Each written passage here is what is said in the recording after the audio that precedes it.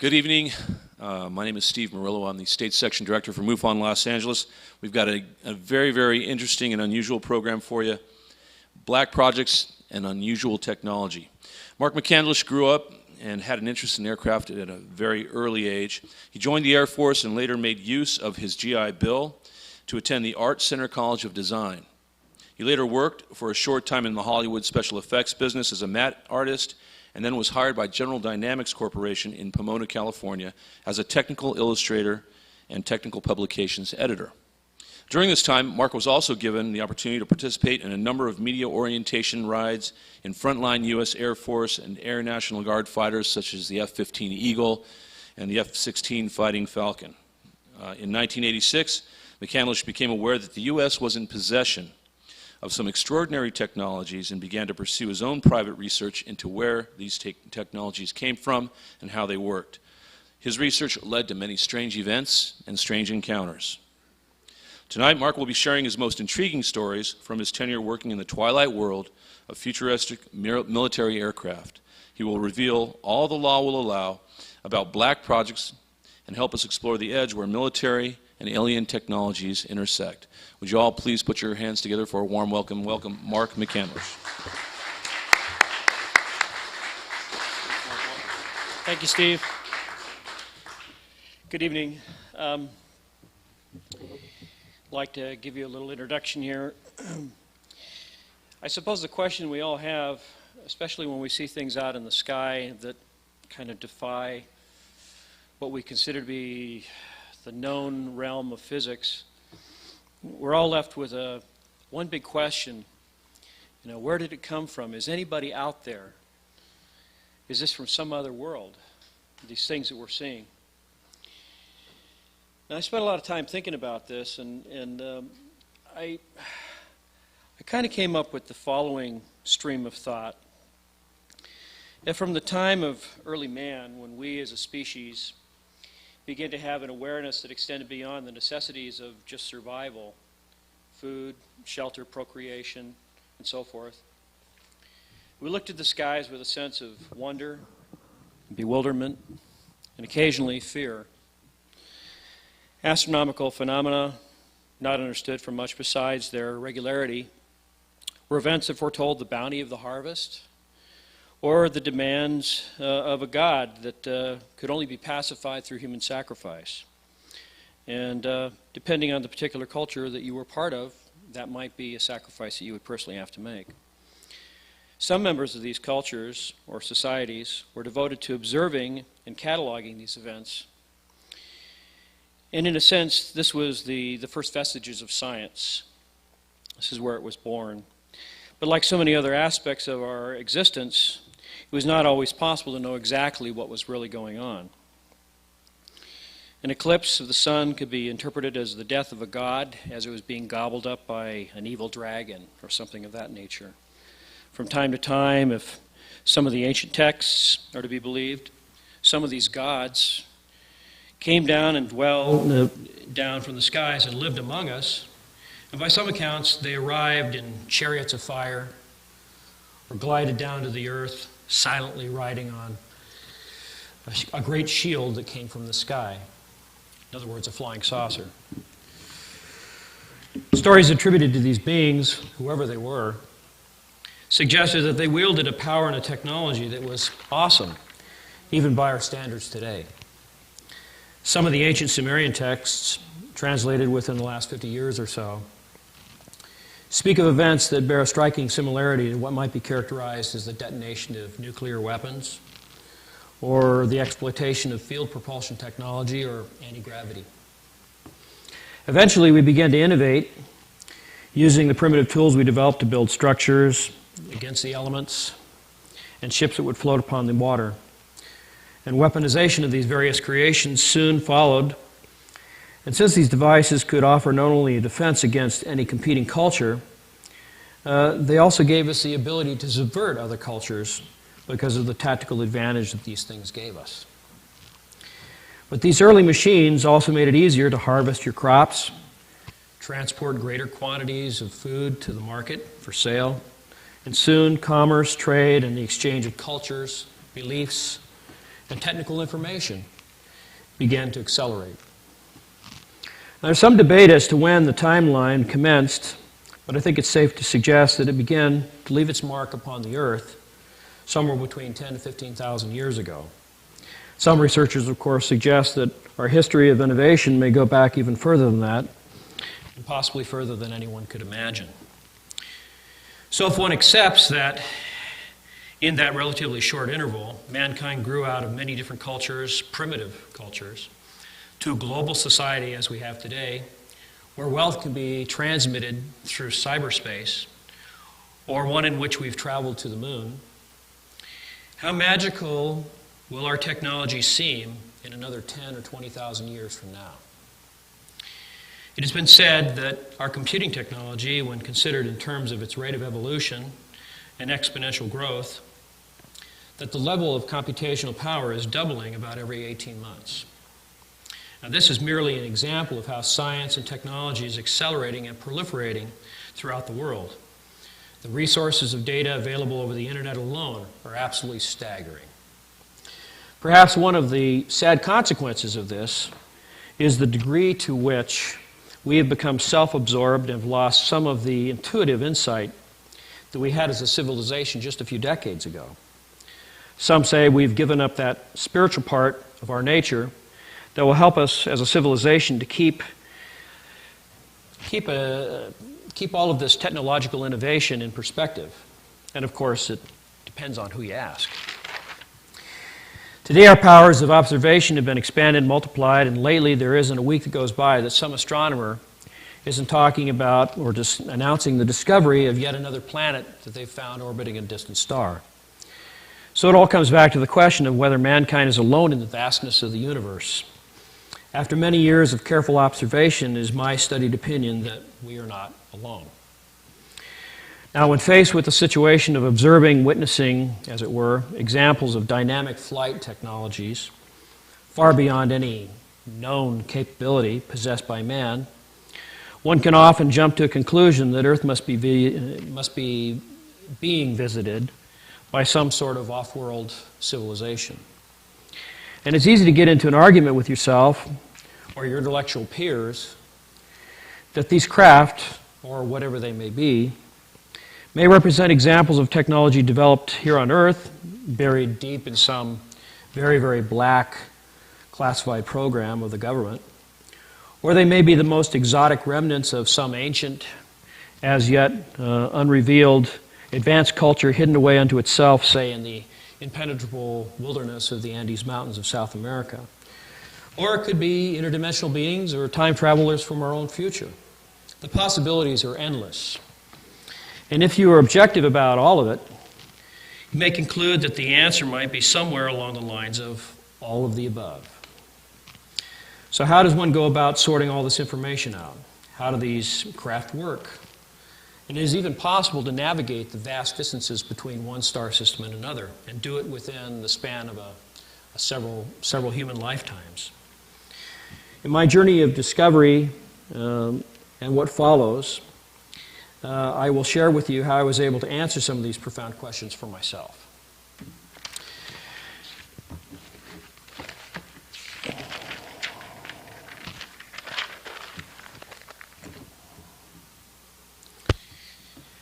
My first UFO sighting was an evening in the winter of 1966 from a residential area on Westover Air Force Base near Springfield, Massachusetts.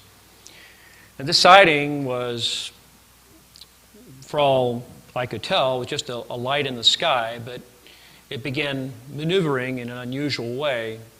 It didn't appear to be any kind of a typical aircraft or helicopter for that matter. It didn't have any strobe lights flashing around it. These are some of the things that you can use when you're making your own observations about things that are happening in the sky that may seem unusual, is to first look for any kind of anti-collision lights or spotlights on the landing gear if the aircraft is coming into land, say if you're near an airport or a military air base. But in the case of this particular incident, there was a light, a very bright light that was exhibiting what you might call non-ballistic motion. And so I ran into the house and grabbed a telescope, and I watched this thing through an 80-power reflector telescope for the better part of 10 minutes. And it appeared to be just a glowing ball of plasma with colors swirling all around the surface. It wasn't shooting off sparks. It didn't have any kind of landing lights or marker beacons of any kind on it. And so I watched this for a while, and then suddenly it began to move off, and it got a certain distance away, and then suddenly took off like it had been fired out of a cannon. Now that was a stunning experience for me, and so I suddenly became a big fan of UFOs, and I was collecting articles and bringing them in for show and tell at school, and it wasn't too long before I, like perhaps many of you, began getting those sidelong glances and the snicker under the breath and the ridicule, and sort of a mandate from the teacher that we've seen enough of this, Mark, thank you very much. So, for some reason, after that experience, I just sort of forgot it all. It sort of passed out of my sphere of interest, replaced by things like girls and cars and that sort of thing. Went into the Air Force after high school and studied electronics, worked on weapons control systems on F-106s at McCord Air Force Base up near Fort Lewis in Washington, near Tacoma, Washington. And in this whole intervening time, there hadn't been any sort of sightings or anything that would have sort of rekindled those old thoughts of what I had seen. In fact, I'd completely forgotten those things. But in 1974, in the summer of 1974, our unit, which was an interceptor unit, it was part of the Aerospace Defense Command, which was responsible specifically for the defense of the northern United States, or the North American continent, I should say. We had aircraft that were loaded with nuclear weapons. And they were designed back in the 50s, around the time when I was born, to specifically go out and intercept a Soviet bomber or a fleet of bombers that might be trying to come into the United States and drop their bombs. And so it was a very serious business, and we were all sitting around one afternoon, and we got an announcement over the PA system that said, "Gentlemen, we have a covered wagon. This is not a drill." Now that was code for there's a real live, unknown, unidentified aircraft off the coast, and it's coming this way, and we need to fire up the planes. And we had 4 F-106s, fully armed, sitting in an alert barn, as we called it. We would all go out there with our tool bags, and we would make sure that these planes all fired up and were ready to roll, and they all took off. You could see the afterburners all the way to the horizon. That's how important this was. It was all classified. But within a week or so, one of the guys in our unit got a phone call from a fellow who worked in the control tower at McCord Air Force Base, and he said that there had in fact been some kind of an intercept, and that something that had been a part of that intercept had crashed in the Cascade Mountains to the east of McCord Air Force Base near Mount Rainier. This same fellow from our unit was a very big outdoors enthusiast, had I think it was a C5 Jeep at the time, 4-wheel drive. And so he decided that he was going to go out and see if there was something that really landed out there. And he got the coordinates from his buddy who was at the control tower, of course had the radar that kind of scoped out the entire region. And he got within about 3 miles of this location, and all of a sudden, all of these soldiers in blue uniforms with blue berets and guns and combat boots and some serious, serious weaponry jumped out of the bushes and basically stopped him in his tracks, and they said, "You leave, and you leave now, and don't come back." And so we all knew that something had happened. You don't just throw a bunch of soldiers out in the forest for no reason at all. There had to be something that came down. Well, it wasn't until years later I had occasion to talk to William Cooper, who wrote a book, I think it was called Behold a Pale Horse. And he talked about his career in the Navy.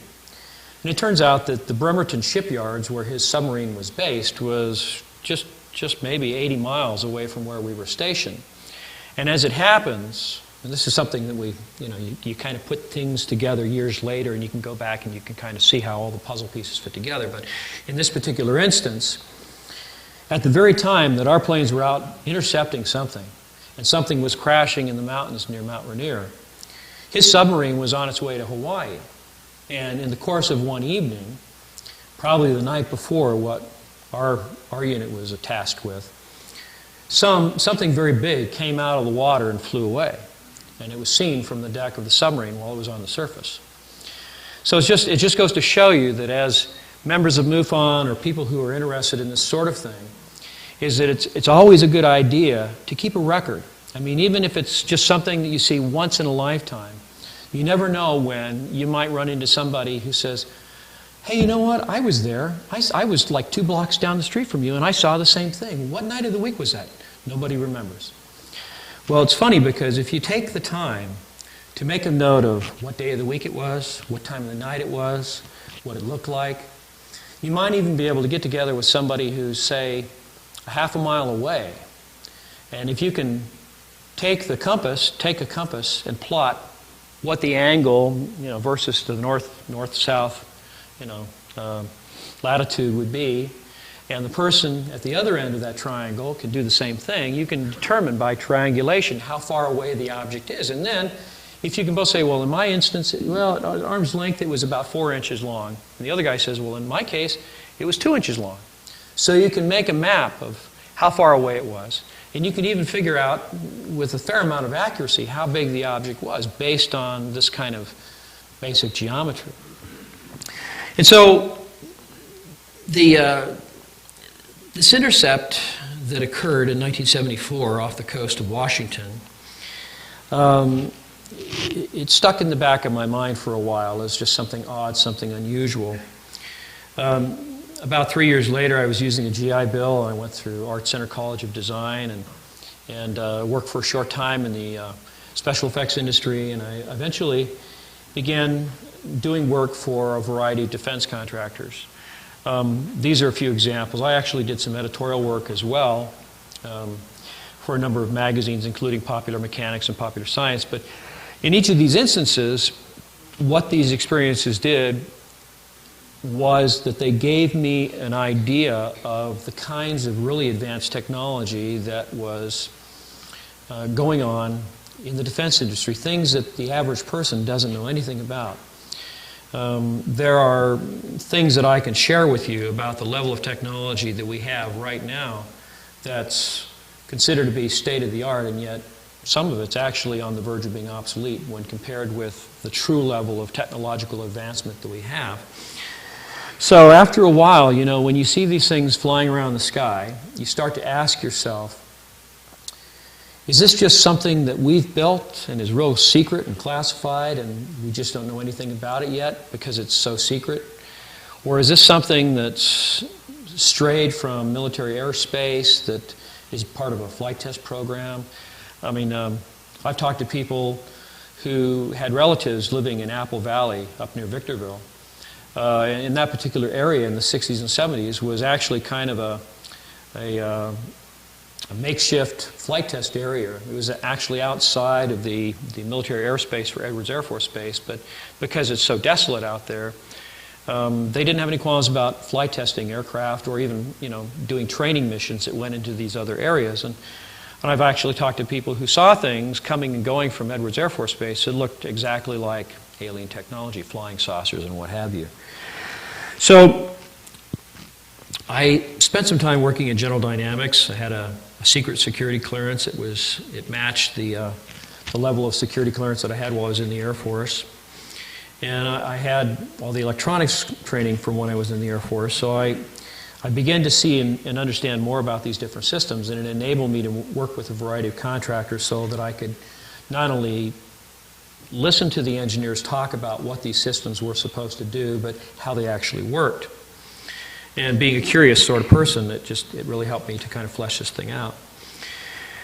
During that time, I actually had occasion to take a number of orientation rides with the military and actually participate in flight training courses where we would go out and we'd drop fake bombs on a target, or we'd rendezvous with an in-flight refueling aircraft, and got to take photographs of all this stuff, which I had originally planned to show you, save for the problems we had with the flights coming down from San Francisco today. But So anyway, these experiences gave me a better handle, a better perspective on what the military does, how it thinks, how it operates, how it keeps some things away from the public eye, how it keeps some things up front to, inspire people to wave the flag and say, isn't this great? We have all this wonderful defensive capability. And then, in around 1986, after I left General Dynamics and I began freelancing for a variety of different defense contractors, I received a call from Lockheed Martin.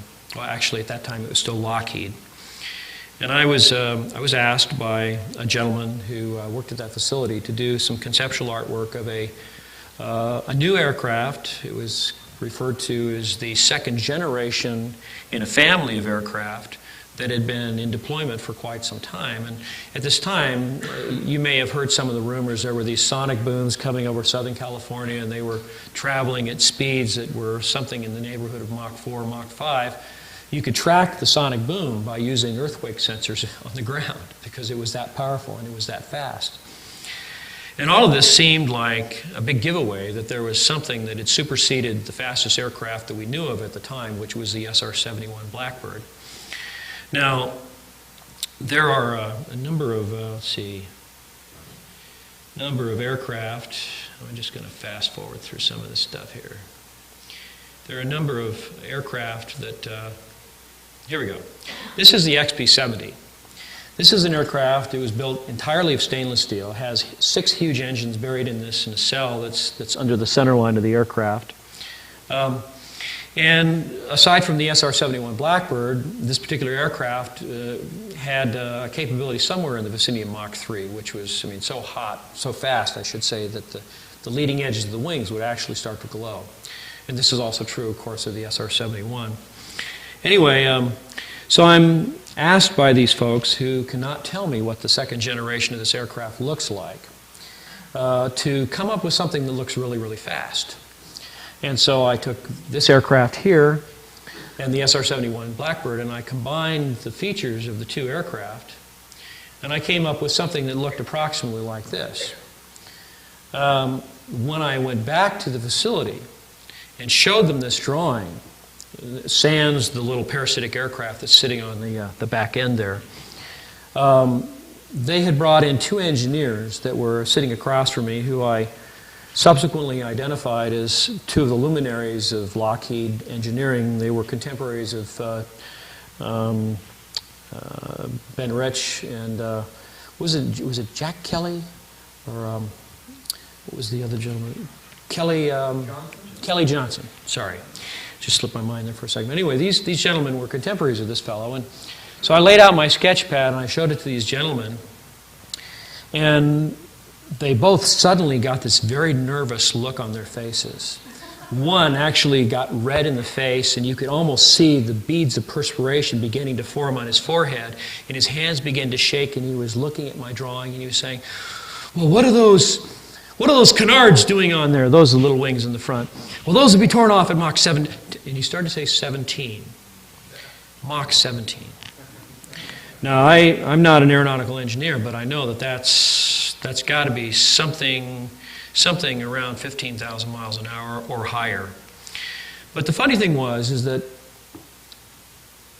after I explained to them what my thinking was about how this particular aircraft was kind of just a combination of the features that I found in 2 of the other aircraft that, me and my simplicity knew about as an artist, I felt that it was logical that they would have those kinds of features. And so they tried to dissuade me from believing that any of that was possible, that you could have these vertical stabilizers out on the wingtips so that you could have canards or any of those kinds of things. And it wasn't more than about 4 years later that there was actually a near-miss collision with a commercial airliner flying near Edwards Air Force Base as an object, an aircraft that looked just like this was climbing out of Edwards Air Force Base.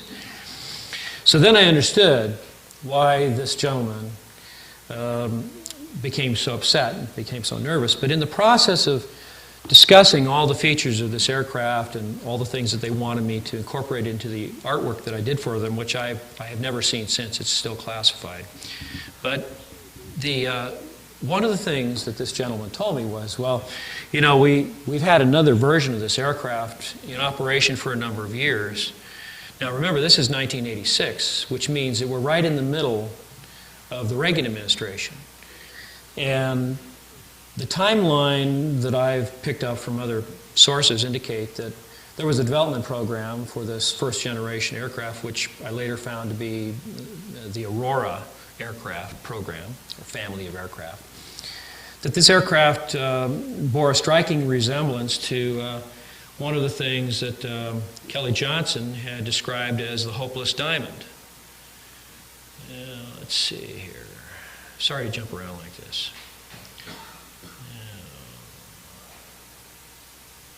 Okay. Yeah, I'm going in the wrong direction. I'm sorry. Pardon me. This is unrehearsed. Okay. This is what the aircraft, the first generation Aurora, looked like. And this is not by any means a great illustration, but at least it gives you the basic components of the system and how it worked. And it wasn't until years later that I even came across this information. In fact, this is a drawing that I did for Aviation Week and Space Technology because they began accumulating information themselves. But the aircraft, as it was described to me by this Lockheed employee, had been on a mission that was bringing it back to Edwards Air Force Base.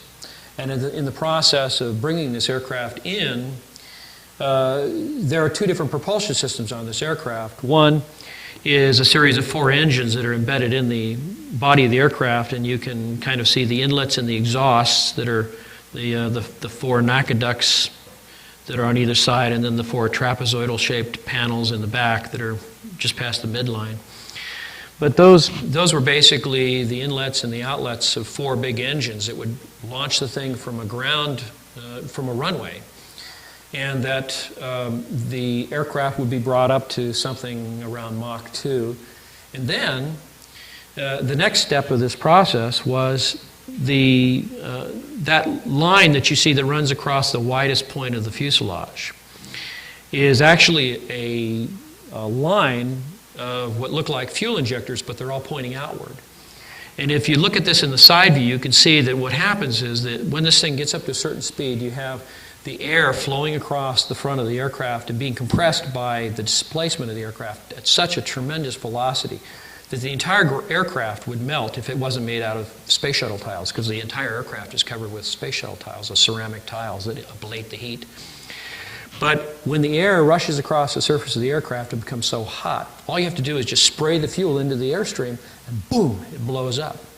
And when it does, it expands between the supersonic shock wave that comes off of that ridge at the center of the aircraft and the tapered afterbody of the vehicle. So basically it pinches the aircraft top and bottom and it drives it forward at tremendous velocity.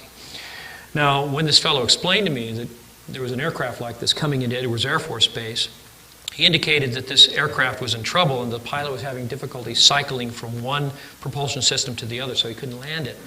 So he was instructed to take it out over the ocean, and if he couldn't correct the problem, to just put it into the water and destroy it so that it would never be found.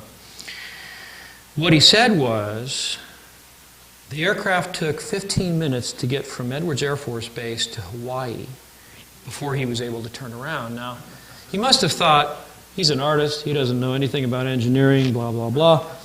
Well, if you can go, and I had gone scuba diving that year in Hawaii, so I knew it was 3,000 miles from Edwards Air Force Base. Well, if you can go 3,000 miles in 15 minutes, that means you're traveling at 12,000 miles an hour. And this was in 1986. So, and then the new drawing, the new thing that I was preparing for them was supposed to be capable of something in the area of 17,000 miles an hour. It's a tremendous velocity. It's a kind of velocity that you would normally associate with UFOs, and so it stands to reason that when you're outside late at night and you see a bright light zipping across the sky at, a seemingly very high velocity, it could be a satellite or it could be one of these things. Because, in spite of everything they'll tell you about whether it's burning hydrogen or methane or this fuel or that fuel, the afterbody of the aircraft glows from the heat of the exhaust. Whether the fuel itself produces a bright flame that you can see is irrelevant, because the back end of this thing glows like a big ember of charcoal in a barbecue when it lights up. In fact, Years later, a witness that had actually had a chance to walk under and around this aircraft had told me that they had decided to pulse the burst of fuel out of the back end of this aircraft because it was eroding the tiles on the tail end of this aircraft so severely and so quickly that it was just about ready to burn the tail end off the aircraft. So they would pulse it in 5-second intervals with a 10-second rest in between.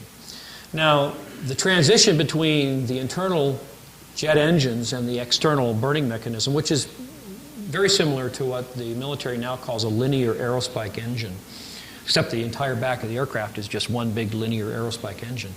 But basically, the idea is that if you're transitioning from one propulsion system to the other, you're going to leave kind of an odd-looking contrail in the sky. And what does it look like? It looks like puffs of smoke rings around another contrail, or the donuts on a rope contrail that has been reported around Texas and other places early in the morning or late in the evening.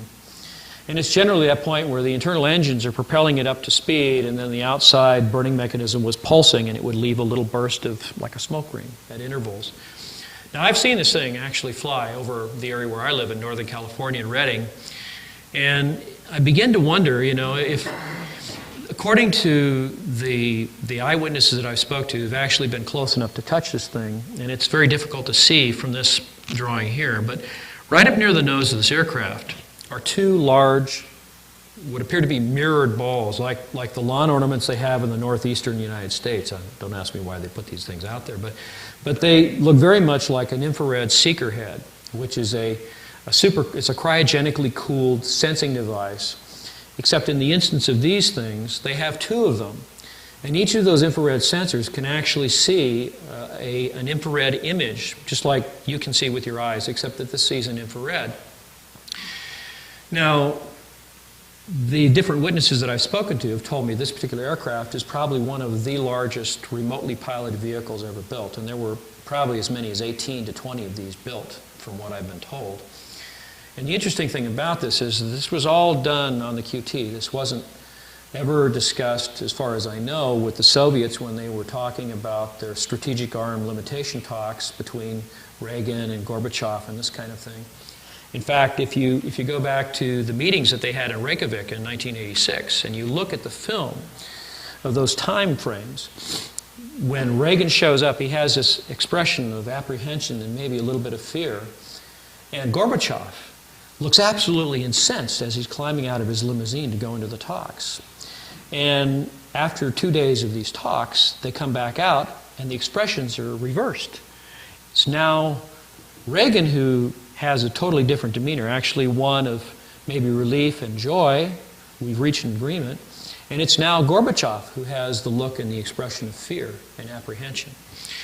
What's my information? That this thing was in deployment from at least 1982 to 83 and was flying over the Soviet Union completely unscathed and untouched in 1986, about the time that Gorbachev and these people got together.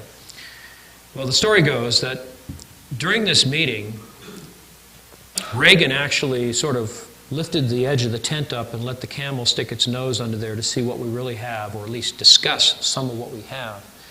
And it was so appalling to Gorbachev when he found out exactly how much further advanced we were than the Soviet Union. I think he finally decided that it was economically in the best interest of the Soviet Union to begin declaring policies of glasnost and perestroika, and they probably even promised him that he'd get a Nobel Peace Prize out of it, which of course he did. So it makes you wonder, what are all the things going on behind the scenes? Now, let's see here.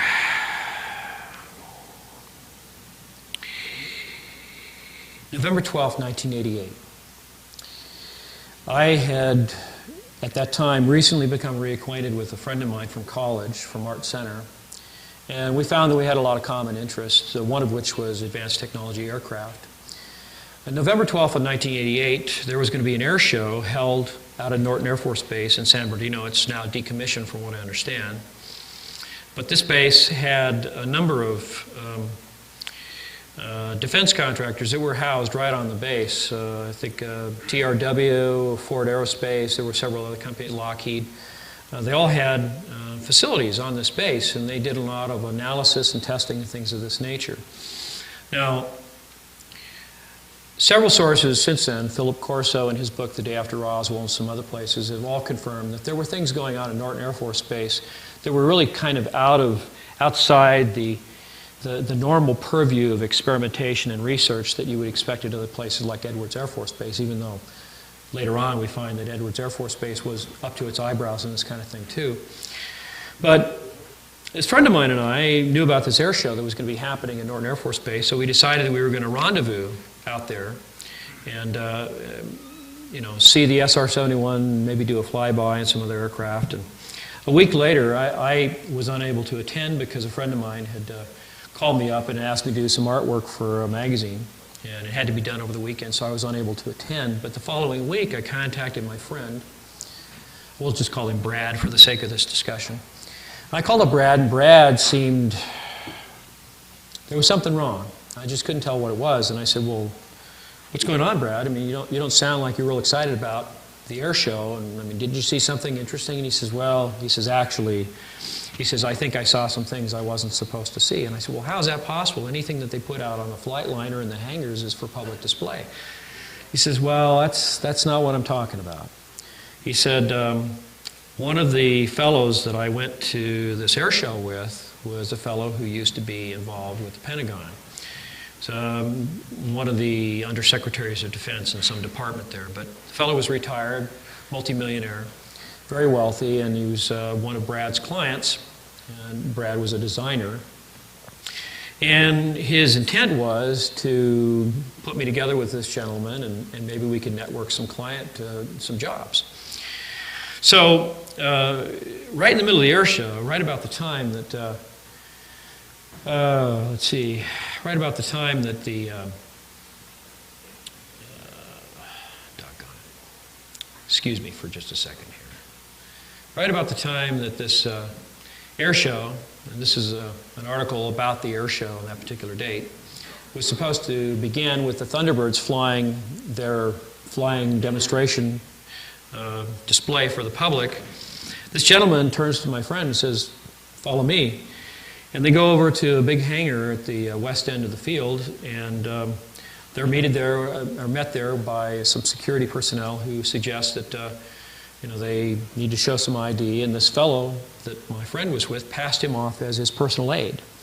And so in they went. They get on the Air Force version of a 727, I think it was, and they fly up to Plant 42 in Palmdale, where Lockheed Skunk Works is. And they walk into the Skunk Works building. This is Norton Air Force Base. This is the hangar. This is, of course, many of the buildings that would have been in the foreground have since been demolished, but this is the large hangar that they walked into initially. This is the Lockheed Skunk Works as it appears today. This is a view of the facility from, I would say that looks like it's from the southern face of the facility. It's easily 500,000 to 750,000 square feet inside the hangar. It's a huge hangar. And you can kind of tell by the size of the doors there below just to the right of where the Lockheed Martin logo is.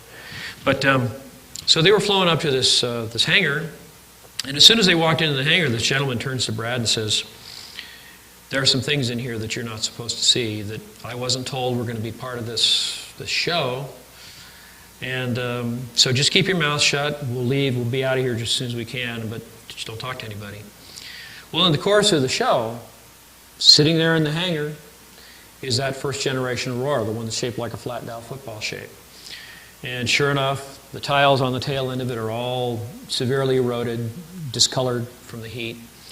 One of the things that Brad finds when he walks into this thing is that it has 121 circular ports in the tiles on the bottom of the aircraft.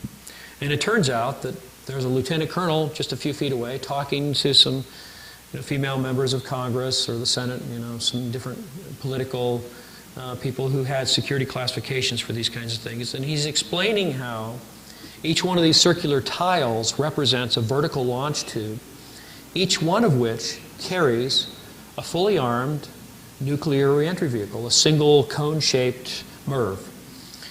Except that this aircraft carries 121 of them, all packed into this nice little honeycomb type arrangement in the belly of the aircraft. So you can imagine if there's 18 or 20 of these aircraft and each one of them have 121 nuclear reentry vehicles or the capability of carrying that much, it represents an entirely different strategic threat to the rest of the world. I mean, it's great for us, but in a way it makes you wonder, what are the Soviets being told? I mean, are they really being informed about this behind our backs?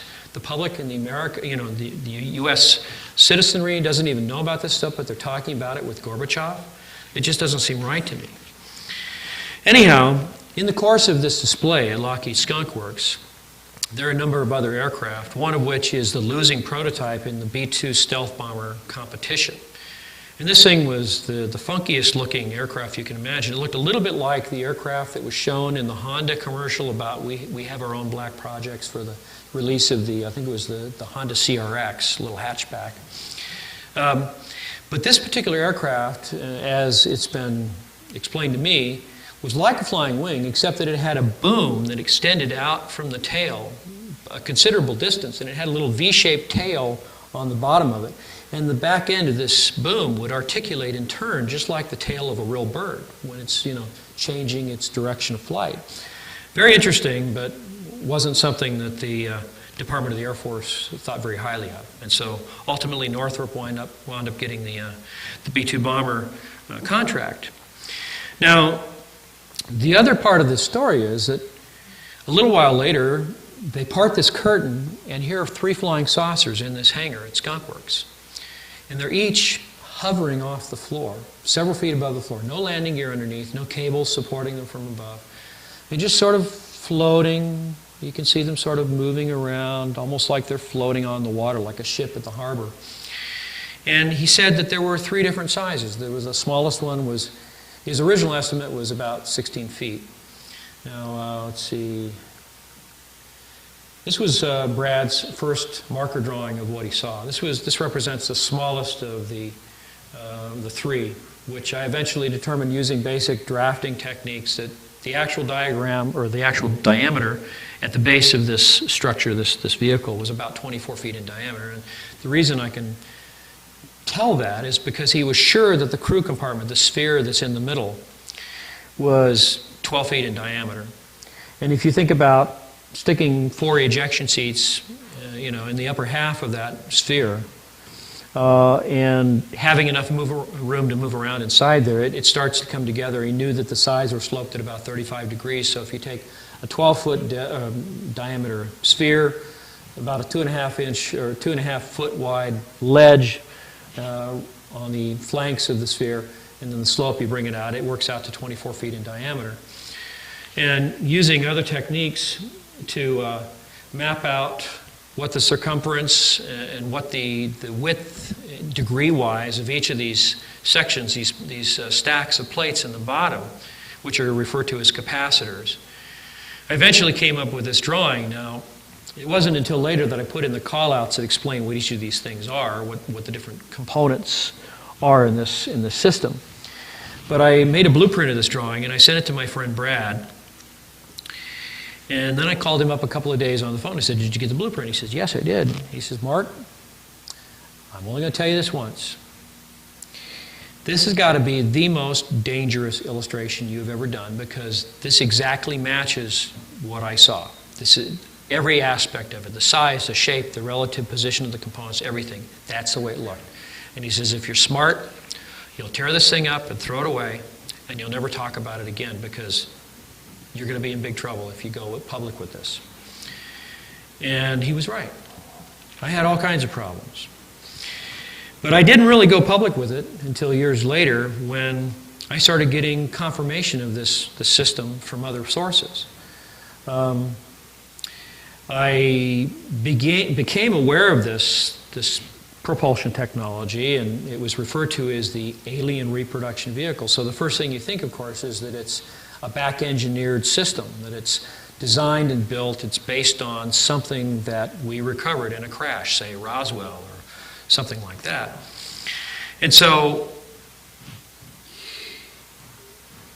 with the electronics background that I had from the Air Force, the school that I went to, the engineering that I saw when I was working for different defense contractors, I began asking questions. I'd go to work for Allied Signal, and we'd be talking about the space shuttle and some engineering, and I'd say, well, what do you know about advanced capacitors and, lifting things with capacitors? And this one fellow, Roger Turner, was an engineer there, and he says, well, yeah, you can do that. It's called the Biefeld-Brown effect. There were these two scientists, and they found that if you put a lot of voltage at a high frequency on some parallel plate capacitors with a nice, like a glass or a nice plastic or silicon dielectric, that's the stuff in between the plates, the conductors.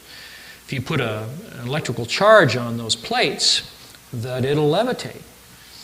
And so then we began looking at this and began to realize that if you can control the amount of current that goes to each one of those sections, that you can basically control how much current there is on one side of the, you can make it turn and bank, just like a helicopter, like the swash plate that controls the amount of cutting into the air that a helicopter has when it's banking and turning.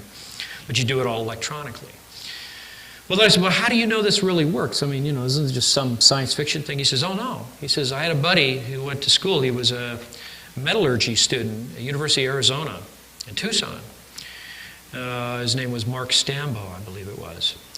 And he decided that he was going to try something like this. He'd heard about the Biefeld-Brown effect, and he went out and he got some sheets of glass, and he put some copper plates in between them, and glass, copper, and then he sealed the edges, and he had a wire going into each plate from opposite sides. He ran them to a power supply, high voltage, low amps, high frequency, kind of a spiked sawtooth wave, as they would call it. And the thing actually floated, and everybody was startled by this. Everybody in the whole metallurgy department heard about it. Before you knew it, news began to spread like wildfire. Well, it was only 2 days later. Some guys in suits show up at the college. And they call all these students into kind of an assembly, and they say, basically, this is classified. You will not talk about it. If you do, you will be prosecuted. End of story. Don't talk about it. And I don't know that it happened, but I'm sure that there's a good possibility that they were asked to sign some kind of non-disclosure agreement as well. Now this was probably, the story I heard was in the late 1980s, early 1990s, after I began to research this kind of thing. And so going back a number of years, sort of backtracking time-wise, I'm figuring that this story involving the fellow at the University of Arizona in Tucson probably occurred somewhere in the mid-1980s. Now, the more I begin to investigate this, your imagination starts, well, where can I see one? Where can I go and watch? And so I began doing just that. I would go and I would hang out in the mountains that kind of overlooked the Edwards Dry Lake area. I would go up to Wrightwood and I would find a location just beyond the ski resort where you could go out to this sort of a prominence, and you could sit there and you could watch the whole high desert basin with binoculars on a clear night and see every bit of it. And you could see stuff. You could see things that would light up, zip across the sky, stop, and then go out.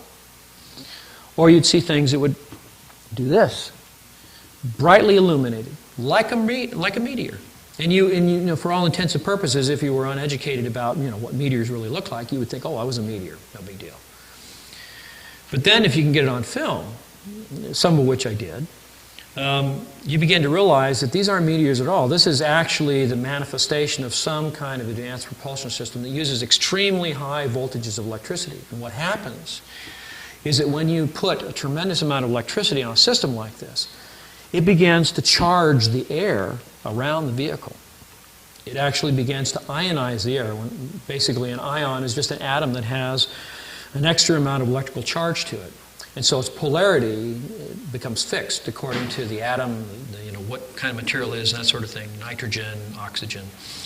But anyway, ions will glow because when they stabilize, when the charge is dissipated, it's given off as a photon. So you see it. It'll glow. It'll illuminate. And so when these things fire up their power and they create this bright, intense point of light, and I've seen everything from a deep bluish green all the way up to something that was so intensely white with kind of a blue halo around it. It was like looking at an arc welder's cherry as he's busy welding steel together. The funny thing about it, though, is that even though it was seemingly that bright, it didn't hurt your eyes to look at it. I mean, it hurt even less than to look at this light that they've got pointed at me right now. So you have to understand that there's something going on there that involves extremely powerful energy. And so one of the things that occurred to me was that if you have an energy source that can perform these kinds of capabilities, to do these kinds of things, make these unusual terms, accelerate at blinding speed, there has to be other things going on that are really sort of beyond what we think of in terms of normal physics. And I was just absolutely driven by my curiosity to try and figure out what made these things go. And so every chance I got, I would talk to people about this stuff. And one of the things that I decided I would do is that, you know, I'd heard all of these fantastic stories about people who thought they'd been abducted by aliens. And I was as skeptical as anybody you can imagine. I mean, oh, little green men come and take you away in the middle of the night, yeah. Okay, great. But part of me said, if there's even just a sliver of truth in any of those stories, even just a little bit, there might be a chance that if these people really were taken aboard some of these craft, that they saw something. They might have seen just a small part of some propulsion system. Might be able to, and the thing about engineering is if you understand what a Tesla coil looks like, or if you understand what capacitor plates buried in silicone look like, or if you see an oxygen tank, you can generally tell what things are because of the way they're shaped, or how long they are, or what relative positions of things. And so at this point, I became aware of a radio program. It was about 1989. It was a program broadcast over most of the southern United States from Las Vegas. It was called The Billy Goodman Happening, with Billy Goodman. And he was kind of the forerunner of Art Bell and Coast to Coast. And he would talk about UFOs and secret projects and, you know, the hidden government and, you know, alien abductions and things like this. And so one night I'm listening, and here are these young ladies being interviewed, and they're talking about their different abduction experiences. And so I thought, well, hey, maybe I can get in touch with these young ladies and, you know, establish a correspondence and see if there's anything to their story. And so I managed to arrange meetings with 3 of these young ladies. And the first young lady I met she didn't really have anything in the way of propulsion technology to share with me, but what she said was that when she was a little girl in the 1970s, that her father had been the head of the FAA in Alabama, and that she, for a long time, had wanted to be a ballerina and a dancer, and she was taking dance lessons and things and doing recitals. And as a young lady, she and her mom were on their way to a dance recital one evening. It was about 7:30 in the evening. The sun was setting off to the right. Some telephone poles and some houses. They were coming up on an intersection, you know, cars in every direction with a stop sign. And out of the blue, here comes this flying saucer shaped like the planet Saturn, glowing around the rim, just shaped pretty much like the planet Saturn, more of a flattened out center section, kind of like a sunny side up egg. And from this vehicle came these brilliant beams of light. And in an instant, all of the adults, her mom sitting next to her in the car, all of the adults in the other vehicles slumped, fell asleep. But she was still wide awake. And one of the beams of light comes over and right on the car and instantly renders the sheet metal, glass, everything on that side of the car transparent. And out of the blue come these 3 little entities that looked like, she said they looked just like Casper the Friendly Ghost, except that they had big black eyes, and they were floating over the ground. They came over and they reached right in through the sheet metal of the car, like it was Jell-O, and pulled her, kicking and screaming, right out of her seatbelt, right out of the car, and took her away into this vehicle. And then she describes a number of procedures that they did, but she said that one of the things that they had done was they had initiated an implant. And I asked her to describe it, and forgive me, I know this will be a little graphic, but she said that she was laid out on a table that felt soft like a regular mattress, except that it was made out of metal. It was shiny and, looked just like stainless steel, except that it was soft and pliable. Under her neck was a cradle that supported her head, and her head was tilted back, and there was a band across her forehead that was securing her head in place. And below that, from the lower part of the saddle, came a device that came up and hooked into the lower part of her jaw and held her mouth open. The entities, the typical grays, were wearing these full-length smocks, almost like a burqa, except it was transparent, with an optically clear band of glass or plexiglass around the large eyes, little flat on the top, basically dropping straight down to the floor, with some little arms that they could reach out and they could use their arms and so forth. They're all standing around the table watching. And this large mechanized object rolls up to the table, extends an arm out over the table, basically right in front of her face, with these two objects that look like giant knitting needles. And without further ado, these two knitting needle type devices, each of which had what looked like a little BB on the end of it, were driven right through the roof of her mouth with no anesthetic whatsoever. And she said, the last thing I saw was my blood spraying on this device as I screamed and passed out. And so I'm sitting there having this discussion with her in a Denny's restaurant. And I said, well, if that really happened, you certainly must have some kind of scar in the roof of your mouth. And she says, oh, yes, I do. And I said, well, I know this is really personal, but would you mind if I looked? And she said, you got a flashlight? So we went out to the parking lot. I got one out of my car. Oh, boy. There were these two deep red penetration scars, each of which was about 3/16 of an inch in diameter. Either one of them offset from the center line of the roof of her mouth by maybe 1/4 of an inch. So they were basically 1/4 of an inch apart. And the scars were right at where the hard palate in the roof of your mouth ends and the soft fleshy part begins back where the epiglottis or the uvula hangs down. But that's where they were. And I said, oh my God. I mean, up until now I thought this was all baloney. This is amazing. So what else happened?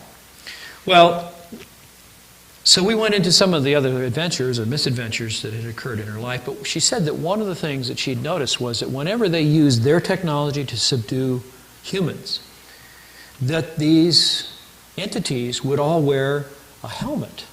It looked like white plastic. And it wrapped around the cranium. It had two panels that came down on the side with a slit up the middle, and then a nose piece, and then two openings for their eyes, which is exactly the description of an Etruscan helmet from ancient Greece, or ancient Rome, in that area. And so I began to wonder, is it possible that the ancient Romans knew about these entities? And this is the inspiration for the design of their helmets. I mean, this is such an obvious correlation to me. It was fascinating. So then I went on to the next young lady that Billy Goodman interviewed. And this young lady had an implant in her ear that you could see behind her eardrum. Now, a lot of people don't know this, but your eardrum is actually like a piece of cellophane. If you get it wet, or if you use some water or some glycerin, it almost becomes transparent like a piece of glass. And so she put some water in her ear and dry it out, and then she had a professional otoscope ready to show me. And she let me look in her normal ear, which, you see a normal eardrum with the little blood vessels going through it and everything, and little hairs in the ear canal and the little globs of wax and stuff. But in the ear that had the implant was a device that looked like a fat metallic horseshoe that wrapped around the tympanic bones that go between the eardrum and the inner ear. And she told me that these entities would communicate to her while she was asleep. They would talk to her while she was in sort of a semi-conscious state, and she could hear these voices, and they would tell her things. And so, and this is where it starts to get a little startling and scary, but at one point, she claims that the military showed up in the middle of the night, kicked in her kitchen door, and loaded her onto a gurney after spraying her in the face with an aerosol that knocked her out instantly. Took her in a helicopter into the high desert. She remembers awakening in the middle of the transport, flying over the high desert at 2 in the morning, full moon, so she could see things. And hovering next to the helicopter is a black flying saucer. Now remember the part about being black. I'll tell you more about that later. So In the process of going to some facility in the high desert, she's interrogated by people who appear to be human and severely beaten. I saw her several days later. She had a big bruise of a hand mark on her throat like this. She had abrasions in her mouth and down the back of her throat as though she'd gone through some kind of extensive examination. And she remembers hearing two military officials saying that they really wanted to get this thing out of her ear and investigate it, but they were afraid that if they took it out, it would kill her. But in the process of beating her up, they actually damaged the device so badly that the aliens or whoever they were could no longer communicate with her. So they came back perhaps 8 months later, and they replaced not only the damaged one, but they put in a new one on the other side. And I came over and I took the otoscope and I looked in her again, and on the side that had been fixed, there were 3 spiral scars that went from the opening of the ear canal right up to the eardrum, like someone had literally screwed a mandrel into the ear canal to guide a precision surgical instrument to take out the damaged unit and put in a new one. On the other side, it looked like they just dropped it in. I mean, there weren't any scars, nothing, but you could see this dark, reflective, metallic mass behind her eardrum. It was absolutely amazing. And the other thing was that it looked, in both cases, as though these new devices had completely replaced the tympanic bones, that there was no longer a connection between the eardrum and the inner ear. It was just this thing. Looked, it's about the size and shape of the little battery you put in an electric watch. Well, in the process of talking to this young lady, I asked her if she'd ever seen any propulsion system components, and she described an incident where she had been aboard one of these craft and she'd been fully conscious and they seemed to trust her. And she described seeing a central column with a flywheel-like device, similar to the one shown in the drawing, that was spinning. The column was spinning in one direction, the flywheel was spinning in the opposite direction. And the column itself was this transparent glass-like substance, and the fluid inside it was a shimmering, silvery, dark material, almost like mercury with some carbon-60 mixed into it, which under certain conditions is like a superconductor. So began collecting all this data, all this information, and in talking to the young lady, I said, well, you know, I would really like to come over and be there when they show up. Do you know when they will be there? Now, this was a big leap for me because I'd been really skeptical up to this point. But I was really hoping that I could convince these little guys from wherever they were that maybe they might show me some of their stuff. I know, it sounds silly, but I was really hoping. So she said that these devices in her ear would go off, usually a day and a half, 24 hours or so before they would actually show up. And they would always show up on either the 11th or the 22nd of the month. Those were their 2 favorite days. And so on December 11th, 1989, or at least 24 hours before that, she called me up and she said, it's Miller time, which was our code for they're going to be here tomorrow night. So I should explain that the reason that we came up with a code was because she had a friend in the phone company who'd come out and had verified unequivocally that her phone was tapped, and that in fact she was harassed so often by helicopters it would buzz her house and buzz her car in traffic that it was quite phenomenal. She had over 400 photographs of these helicopters buzzing her car, which was pretty amazing any way you cut it. So I got my camera and I got some infrared film and I had a magnetic sensor and, binoculars and a flashlight, and, I was ready for anything, I thought. And we sat up all night drinking coffee and me drinking Pepsi because I like my caffeine cold, and staying up until the wee hours of the morning talking about all this stuff. And she had shared with me at some point that there had been several occasions when these little orbs, these luminous balls of light, would come floating through the house, and they would pass right through the wall. And in this one occasion, recent occasion, one had passed right out through the screen door of the house, with the main door to the house open. And so I said, well, now, if this uses some kind of advanced technology that involves high voltages and ionization, maybe, just maybe, there's some residue. Maybe there's something we can see here. So I went out and I got my flashlight out of the car and I went over to the screen and I shined the flashlight at a shallow angle across the surface of the screen, approximately in the area of the screen where she said this thing had gone through it. And sure enough, I mean, if you ever looked closely at your screen doors, you'll see that there's a lot of little fuzz and lint and little tiny hairs and stuff, if you've got pets and so forth, that cling to the screen. There's almost like a static charge there. But in this one spot, there was this perfect little circle where there was absolutely nothing, just in that one spot where this thing had passed through it. So to me, she never would have thought of this in terms of a way of faking, the evidence, so to speak. So to me, that was some credible testimony as to what was going to happen. So I go over to her house the night that this is supposed to happen. We stay up all night.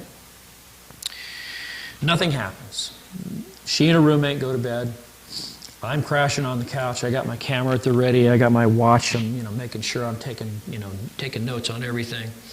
And I'm laying there, and all of a sudden, every dog in the neighborhood goes absolutely nuts, screeching and howling. I mean, these animals sounded like they were actually being physically harmed. And this went on. I'm looking at my watch, and I'm thinking, well, I don't see any lights. I don't see any, spotlights out in the yard. I don't hear any weird sounds other than the dogs just going crazy. Even her dog down in the basement, where it would be fairly isolated from the sound of, say, a passing siren that might make a dog, howl or something. So this lasts for exactly 1 minute and 30 seconds and stops as though somebody turned off a recording. And I thought, well, that was strange. I wonder if the young lady and her roommate in the bedroom heard that. And I could hear what sounded like a conversation in the bedroom. So I thought, well, I'd had so much Pepsi to drink, my bladder was killing me. So I was going to get up and go use the restroom, which was just down the hall past their bedroom. And I'm laying there like this, I'm looking at my watch. And so I'm like, and I can't move. It's like I'm actually frozen in a block of ice. I cannot move, and I can't even seem to summon the will to make myself. It was like I'm absolutely frozen in this position. It was the strangest, most vulnerable feeling you can imagine, to not be able to move, to be fully awake. I mean, this wasn't a night terror, this wasn't a nightmare. I was wide awake, looking at my watch. It was 10 minutes to 7, the morning of the 12th, actually. And so when you're really, really scared, sometimes you'll call on the Lord or Jehovah or whoever you worship. And in my case, I just said, Jesus, help me. I got to get out of this. I don't know what this is. Please save me. I was terrified because I hadn't expected this. I thought, they'd show up and they'd, tell me about their stuff. And it wasn't like that at all. So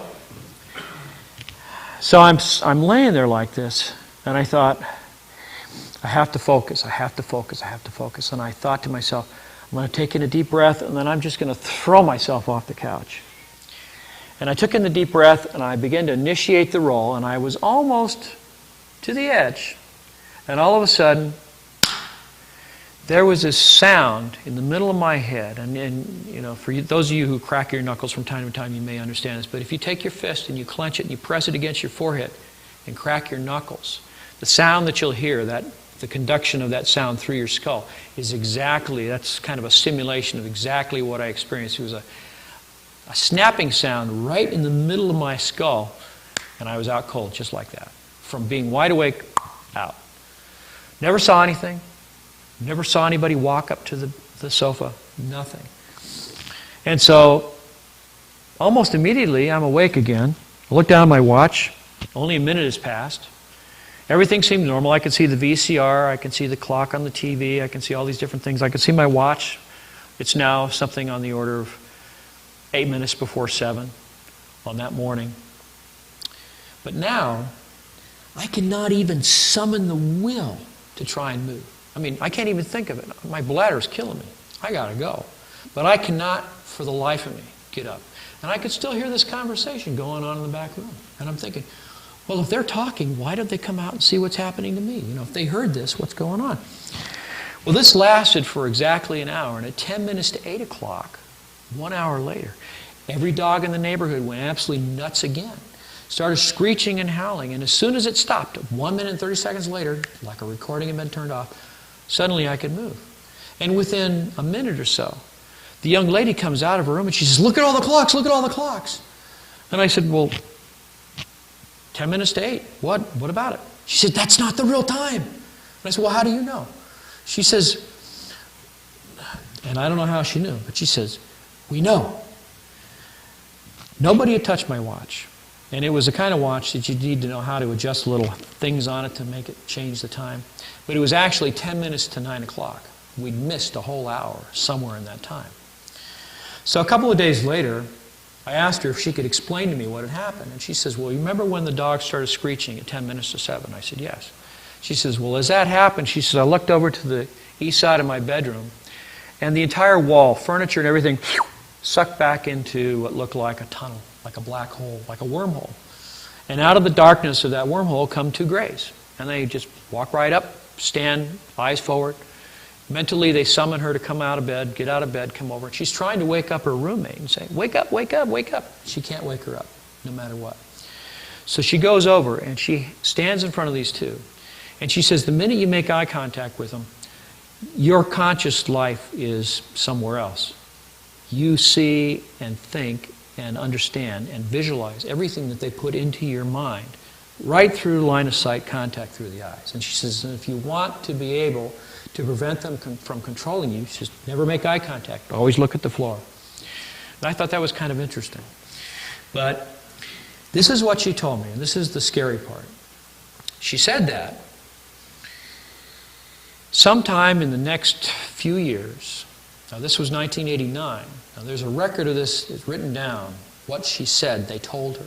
She said, a few years from now, there will be a terrible incident, and she says, what I saw were some really tall skyscrapers with smoke coming off the skyscrapers. And then, she said, the skyscrapers collapsed and there was this huge cloud.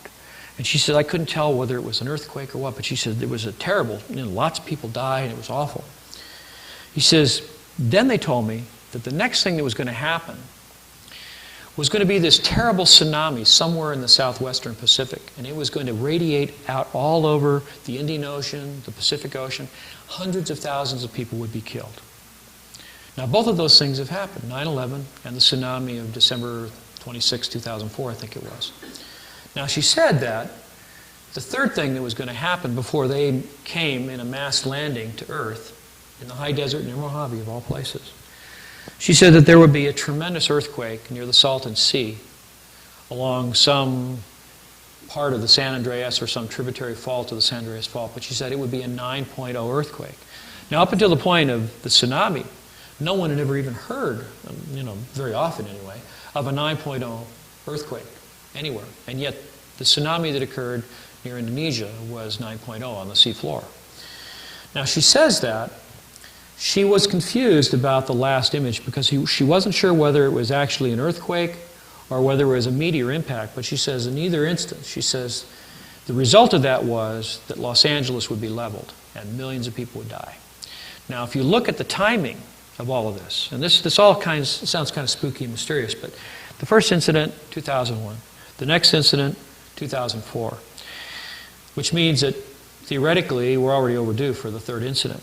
But you said that the fourth incident would happen beyond that, and that it would involve this mass landing. Now, if sometime in the next 2 months we have a major earthquake down here, then the interval appears to be 4 years, or approximately 4 years, which would put us right at December 21st, 2012 for a possible arrival, which I thought was kind of an interesting coincidence.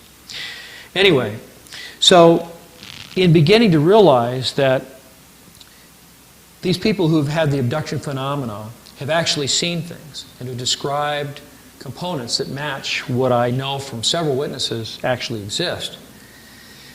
It begins to suggest that these aren't just wild tales that people are dreaming up. These are things that are really happening, things that you can substantiate by checking the facts, by looking at what's happening, by looking at the things that they describe. Now, there have been lots of other incidences.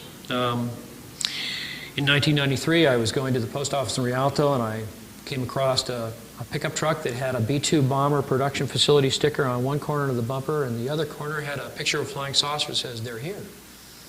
So I waited, and the fellow came out, and I said, "Are they really?" And he says, "Yes, but I really can't tell you about it." And I said, "Well, let me tell you what I know." So I told him some of these stories, and tried to encourage him. And this is something that any of you can do, is if you see someone you think has seen something, or you know someone you think has seen something, to try and encourage them to be open and talk about it, because this is the best way you can find for developing leads. I found more leads just engaging people in conversation about things that they feel reluctant to talk about, because most people will ridicule and make fun of them. But this fellow turns to me and he says, I work at the Northrop B-2 Bomber production facility, and he says, since they passed this new law that you cannot smoke inside a federal facility, he says they've put up some picnic benches outside and we have to go outside on a smoke break every couple hours if we want a cigarette. So he said, as you probably know, the Northrop facility is right at the opposite end of the Plant 42 complex from Lockheed Skunk Works. And so here we are in the middle of the summer of 1992. He says, I work the graveyard shift, and it's about 1:45. And he says, all of the lights around the complex are extinguished. And we see the sheriff's deputies come up and they block off all the surrounding streets. And we know that when that happens, it means that there's a classified aircraft of one kind or another that's going to come in and land at the complex. Now, I got a ticket in that area not too long ago, well, a few years after that. And so I had occasion to talk to one of the sheriff's deputies. And I said, do you guys really do that? Do you really block off the... Yes, we do. And do you see stuff like what I'm about to tell you? And he said, yes, they do. Well, what he tells me is that they noticed that the big bypass doors on the eastern face of the Lockheed Skunk Works complex, the building, this huge hangar that I showed you the photograph earlier, that they're wide open and there are just a few lights on inside, it's just a dull glow. But they can see all of these strange little, they look like these little, it's a little self-propelled platform that the linemen use to work on electrical power lines. And it's like a little tractor with wheels, and it has an arm that comes up with a basket on the end of it. And the guy can stand in the basket with these little controls, and he can move the arm all around so he can work on the power lines. But they've got like a dozen of these things in a circle, sitting outside of the Lockheed Skunk Works. And hanging from each one of these baskets, which are up in the air like this, is this tarp, this one continuous tarp that goes from one basket to the next, to the next, to the next, makes a big, like a cylinder that stretches all the way to the ground. He says, we're sitting there trying to figure out, what the heck are they doing down there? And then he realized that because it was the summertime and because the smog was blowing up into the high desert, and you probably know this because you live in this area, that at night, when there's a lot of light pollution from the local city lights, street lights, the smog tends to glow a dull orange. And it kind of illuminates the whole sky. And he said that silhouetted against this orange sky was this big, black, lens-shaped flying saucer hovering about 500 feet above this cluster of vehicles. Now, this is where I make the connection between the black saucer that I mentioned earlier. So here's this flying saucer hovering above this group of vehicles. And out of the midst of this group of vehicles comes a man with a large handheld spotlight, kind of a blue-green spotlight. And he flashes it at this vehicle 3 times. As it silently hovers there. No jet noise, no fluttering of the tarp or anything. This object has 3 lights on the bottom and it flashes those lights 3 times and then it slowly descends into this cluster of vehicles. The arms all extend out into the center of this thing, and then the entire group of vehicles as one unit trundles into the hangar. The doors close, all the lights on the facility come on, the sheriff's deputies leave.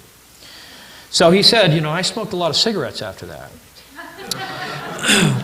And he said, my persistence was rewarded about a week later when the process reversed itself. The sheriffs show up, they block off the streets, the hangar doors open, this bundle of vehicles comes trundling out. The arms come up like this. A man comes out of the midst with a big flash spotlight. And after about 15 minutes, this object slowly rises out of the midst of these vehicles to about 500 feet. And he said, the fellow on the ground flashes it 3 times. The object in the sky flashes 3 times. And he says, then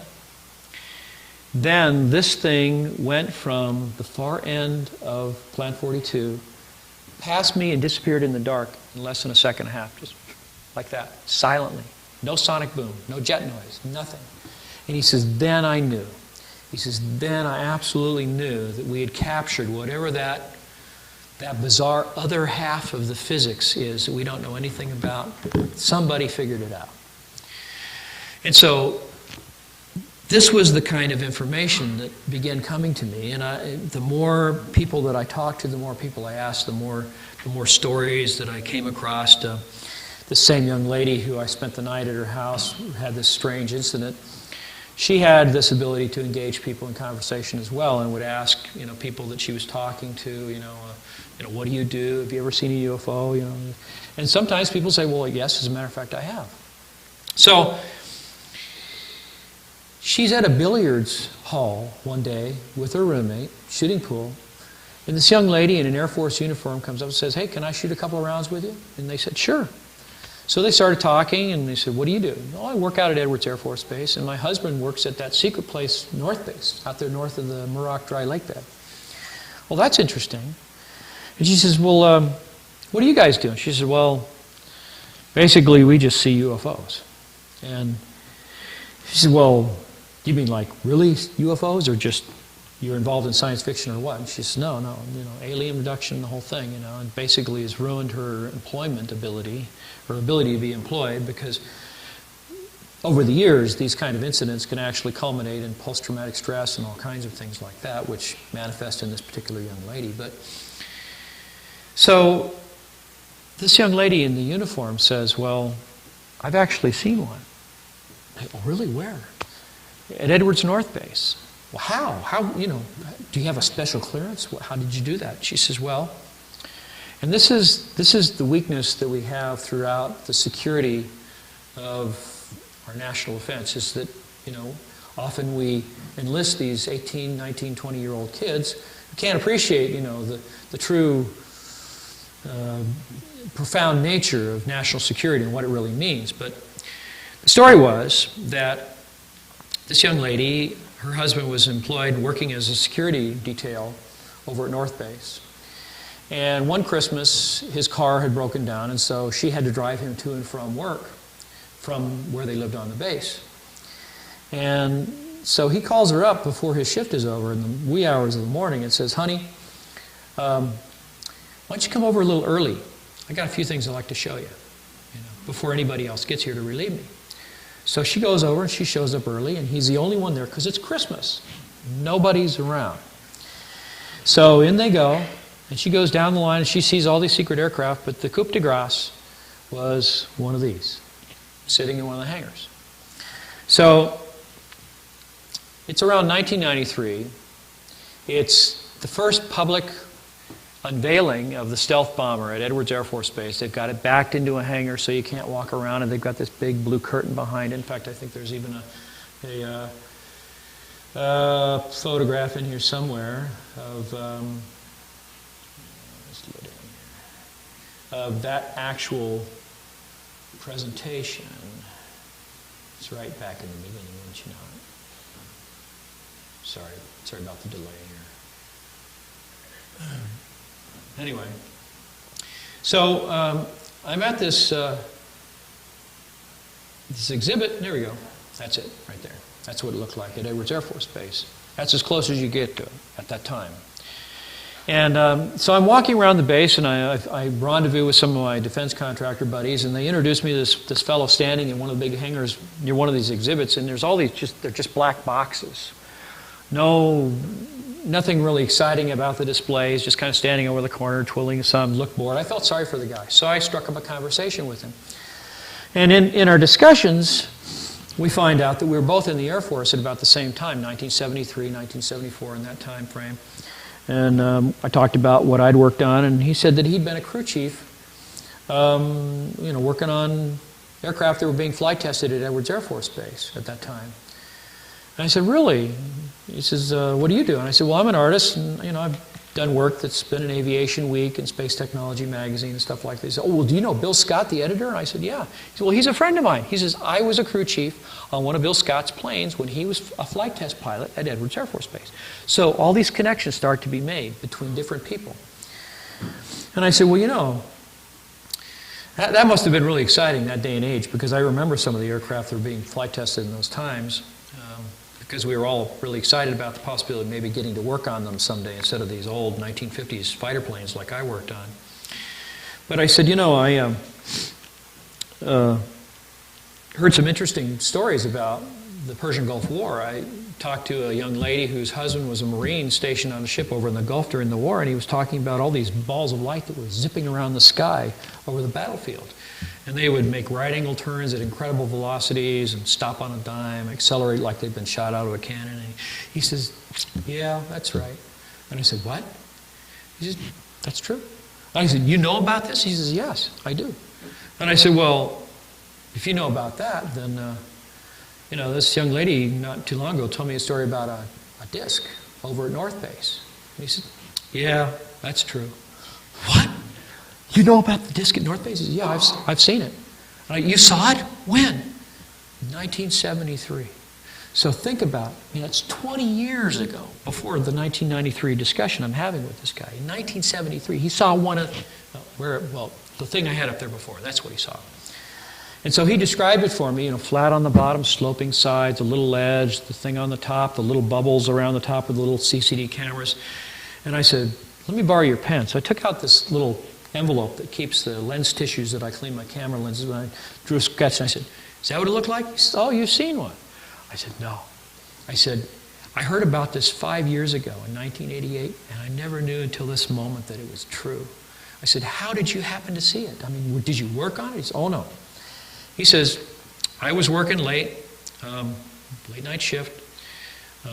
We had some things we needed to clean up on the aircraft that Bill was test flying. And he says, my boss came over and said, well, we've got everything else done. He says, there's a mule over at North Base that needs to be picked up and brought back to the maintenance depot. Now, in the parlance of airmen working on the ramp, when you want to power up the flight control systems, the flaps and everything of an aircraft, and you don't want to be running the jet engine with the big exhaust blast, or getting sucked into the engine or anything like that, what you do is you have a hydraulic ground power unit that you plug into a port on the side of the aircraft, and it powers up all of the hydraulic systems that normally would be driven by the engines. And it allows you to adjust and control all of the flight control systems on the aircraft, but without running the jet engine. And these things leak hydraulic fluid all over the place, and it stinks of heaven, so it sounds like a mule, and that's why they call him a mule. So he was told to grab a tow vehicle and go over to North Base and get this mule, and as soon as he brought it back to the maintenance depot, he could leave for the rest of the night. Well, being, a 19, 20-year-old kid, put two and two together, he says, well, if I cut straight across the dry lake bed and don't take the perimeter road that goes all the way around the lake bed in this tow vehicle that's geared very, very low to be able to tow heavy things. He says, I can get there in probably 1/4 of the time, pick that thing up, bring it straight back. He says, I'll be able to go home in maybe 45, 50 minutes tops. That's what a kid thinks. And so that's what he did. Except that the security personnel in North Base were waiting for him at the gate. And so he goes trundling across the dry lake bed, up onto the tarmac, nobody there to meet him. And he had thought that the security was so tight that they would be right there to, stop him at the edge of the cement. But they weren't. And so he goes rolling down the tarmac, looking for, a ground power unit that needs to be worked on. And he sees a Quonset hut-style hangar a little ways down on the left with the doors cracked open. So he rolls down, stops in front of the opening. And what does he see inside the hangar? One of the alien reproduction vehicles hovering above the floor, no landing gear, just hovering there. And he was there for maybe 30 seconds before he heard footsteps running up behind him. And before he could even turn and look, someone had a rifle barrel at his throat and told him to get down on the ground or he was going to get his head blown off. And so they threw a hood over his head and they took him and they basically spent the better part of 18 hours debriefing him.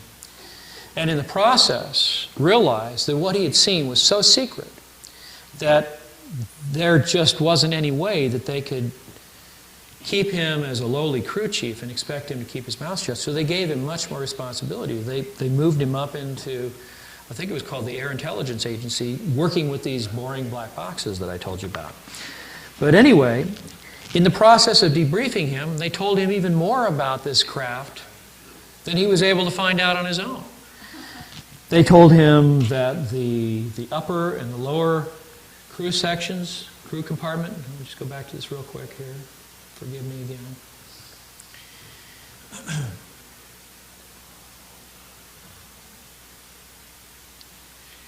that the upper and lower halves of that sphere capture this large coil that wraps around the circumference. That's actually the primary windings of a very large Tesla coil, millions and millions of volts of electricity.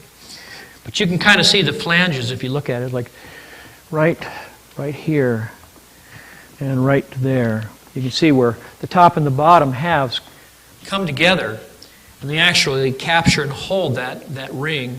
It's a large coil embedded in quartz, a special kind of quartz. And in fact, the upper and lower halves of that crew compartment are held together with explosive bolts.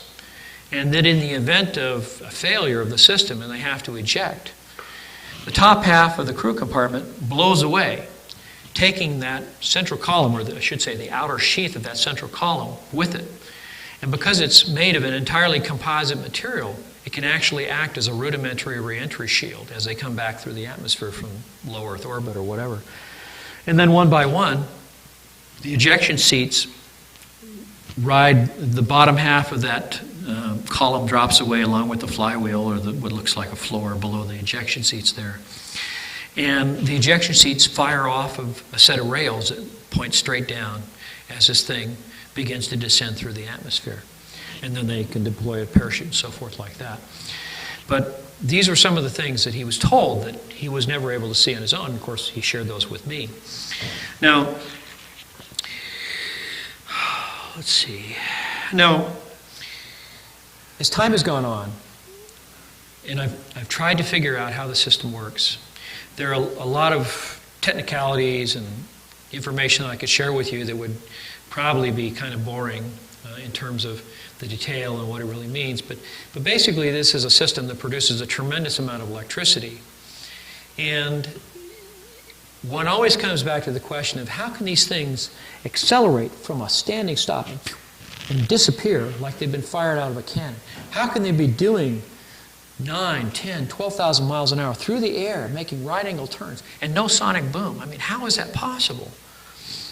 And so I had to try and sort out everything that I could find in the physics literature, and I actually wound up befriending a number of physicists like Tom Bearden, Tom Vallone, Hal Puthoff. I've talked to these people, David Froning. I've corresponded with some of these people, shared some of my ideas with them, and I found a surprising amount of agreement with these people who have brains that go far beyond mine in terms of being able to do all the mathematics. What I basically did was I would get their peer-reviewed papers from Physics Review, one of these peer-reviewed journals from the American Physical Society, and I would read all the paragraphs between the equations. It would explain what the equations were saying in mathematics, because I didn't understand the mathematics. But you could tell what was going on by the descriptions. And so I would ask these questions, and I would say, well, if this happens, does that mean you'll get this result? And more often than not, they were in agreement with me. And so, in a nutshell, the reason that these vehicles are able to do the things that they're doing, the reason they're able to make these incredible maneuvers, is because they have found a way to cancel their own mass. Now, for the layman, think of it as their weight. They can cancel their own weight. Now, in physics, and I'm only going to use a minimal amount of technical terms for you, but in physics there is an energy form that's embedded in the space-time around us everywhere. This particular energy is referred to in a number of different terms. It's called scalar energy, zero-point energy, quantum zero-point fluctuations of the vacuum. But basically, where it gets its name from, in the early research that discovered this particular energy form, they were, in the beginning, when they first began to discover how to make cryogenic fluids like liquid nitrogen or liquid argon and things like this, they would take these super-cooled fluids and they would then try to determine whether there was anything going on in these materials that they were cooling down to these extreme temperatures. Now, one of the things that happens when there's any kind of energy or warmth is you get all the molecules moving all around. It's called Brownian motion. But when you reduce something down to near absolute zero, where there is none of this Brownian motion at all, where everything just kind of stops moving because there's no heat energy left, there's still this charge. There's still this vibration in the material, and that's where it gets the name, zero-point energy, because it's something they find near absolute zero. And so the conclusions that have been made in the years since this was discovered is that zero-point energy is really sort of the power source for the entire universe. You know, we talk about the law of entropy in thermodynamics, and that's basically the idea that if you heat something up, it cools down because the heat dissipates. If you energize something, the charge dissipates. It goes away. It diffuses. It becomes less because it's dissipated into the environment. But the one thing that sticks out and is different from all of that is matter itself. Now, Einstein said that matter can neither be created nor destroyed. You can be changed to energy, and you can change energy to matter if you know how to do it. But if you look at an atom, I mean, if you were able to hold an atom and blow it up so you could see it, so it was this big, and you could see the electrons spinning all around the nucleus, you know, the protons and the neutrons and the electrons and everything moving. It's all in motion all the time, and it never slows down, ever. It never stops. Now, to me, that sounds like perpetual motion. We all know that's impossible, right? Well, it's not. And this is the thing, because this energy form that seems to boil up right out of another dimension is what keeps all those subatomic particles in motion all the time. That's where they get the power from. But it is that motion that creates the effect of mass. Now, people think, well, you know, it has a certain mass and always stays the same. Well, no, that's not true. Mass is a variable effect. Now, Einstein said that when you accelerate through space-time, your mass increases. But most people don't sit back and say, well, why? Why does it do that? Mass increases because as you travel through the environment, the atoms of your vehicle interact at a higher rate with this energy that's embedded in the environment. And so in a sense, the electrons and the subatomic particles all become more and more energized because their interaction, their absorption of this energy increases. But when you decelerate, it's all dissipated again. Everything goes back to its normal mass. So we can see that this particular physical characteristic is a variable. It changes according to what's going on with the object. Okay. Now, we know this energy is out there. We can prove that it exists. And we know that it's responsible for the effect of mass. And Einstein said that you could never propel something up to and beyond the speed of light, because as you approach the speed of light, the mass begins to increase exponentially until it reaches nearly an infinite mass. You could never have enough propulsive power to accelerate, continue accelerating past the speed of light. And so everyone in physics, in the physics world, said, well, this is the reason why aliens could never be coming here from another world, because there's just no way they could reach the speed of light. They'd have to spend 12, 13 lifetimes just to get here from another star. Okay. Well, we know that you can absorb energy out of the environment and turn it into electricity because we have photovoltaic cells, solar cells, right? You can get sunlight, you can produce electricity. Well, suppose you found a way to take this zero-point energy right out of the environment as you're moving along. No fuel involved. You just absorb it out of the environment and you put it to work. So energy is conserved and no physical laws are broken. But if you can take that energy out of the environment and use it for propulsive force, the other thing that happens is that because it's being absorbed into your propulsion system through a mechanism like this, it's not left in the environment to interact with the material structure of your craft. And so what happens is the electrons and the subatomic particles, they start to slow down. All those strong and weak nuclear forces that hold everything together are still there, but the spin has slowed down.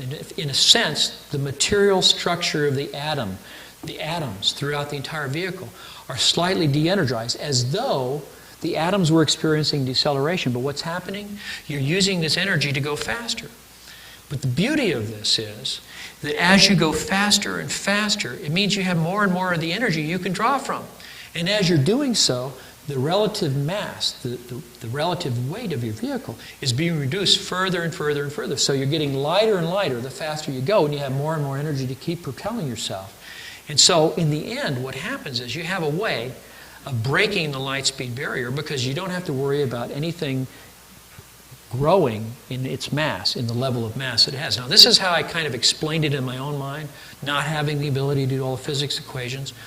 And I ran this whole idea past Hal Puthoff in a paper that I call The Feasibility of Interstellar Travel.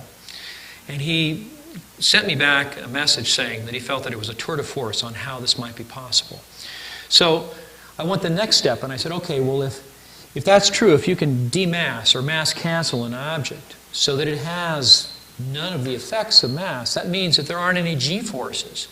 Now, when I took these media orientation rides with the military and traded paintings for rides in F-16s and F-15s and things like this with the military, I had a chance to put on a G suit and experience 7 Gs in an F-15, 9.3 Gs in F-16. And I can tell you that when your body follows an aircraft through an acceleration where it makes a sudden turn, your body basically wants to keep going straight, like everything else in the aircraft. But the wings are so powerful they can turn the aircraft with such force that your body experiences up to 9.3 times its normal body weight. So I weigh 200 pounds, or at least I used to. That means that I would weigh almost 1,800 pounds sitting there in that ejection seat. And believe me, it starts to hurt. These fellows, most of them have necks like somebody from the WWF Wrestling League. I mean, honestly. And in fact, any good F-16 pilot will tell you that there's only two kinds of F-16 pilots, the ones that have messed up necks and the ones that are going to. Because they put those I mean, imagine if your head weighs 10 pounds and you pull 9 Gs. It's like your head weighs 90 pounds. It's like having a 90-pound kid hanging off your head. For those of you who are parents, you can understand and appreciate that.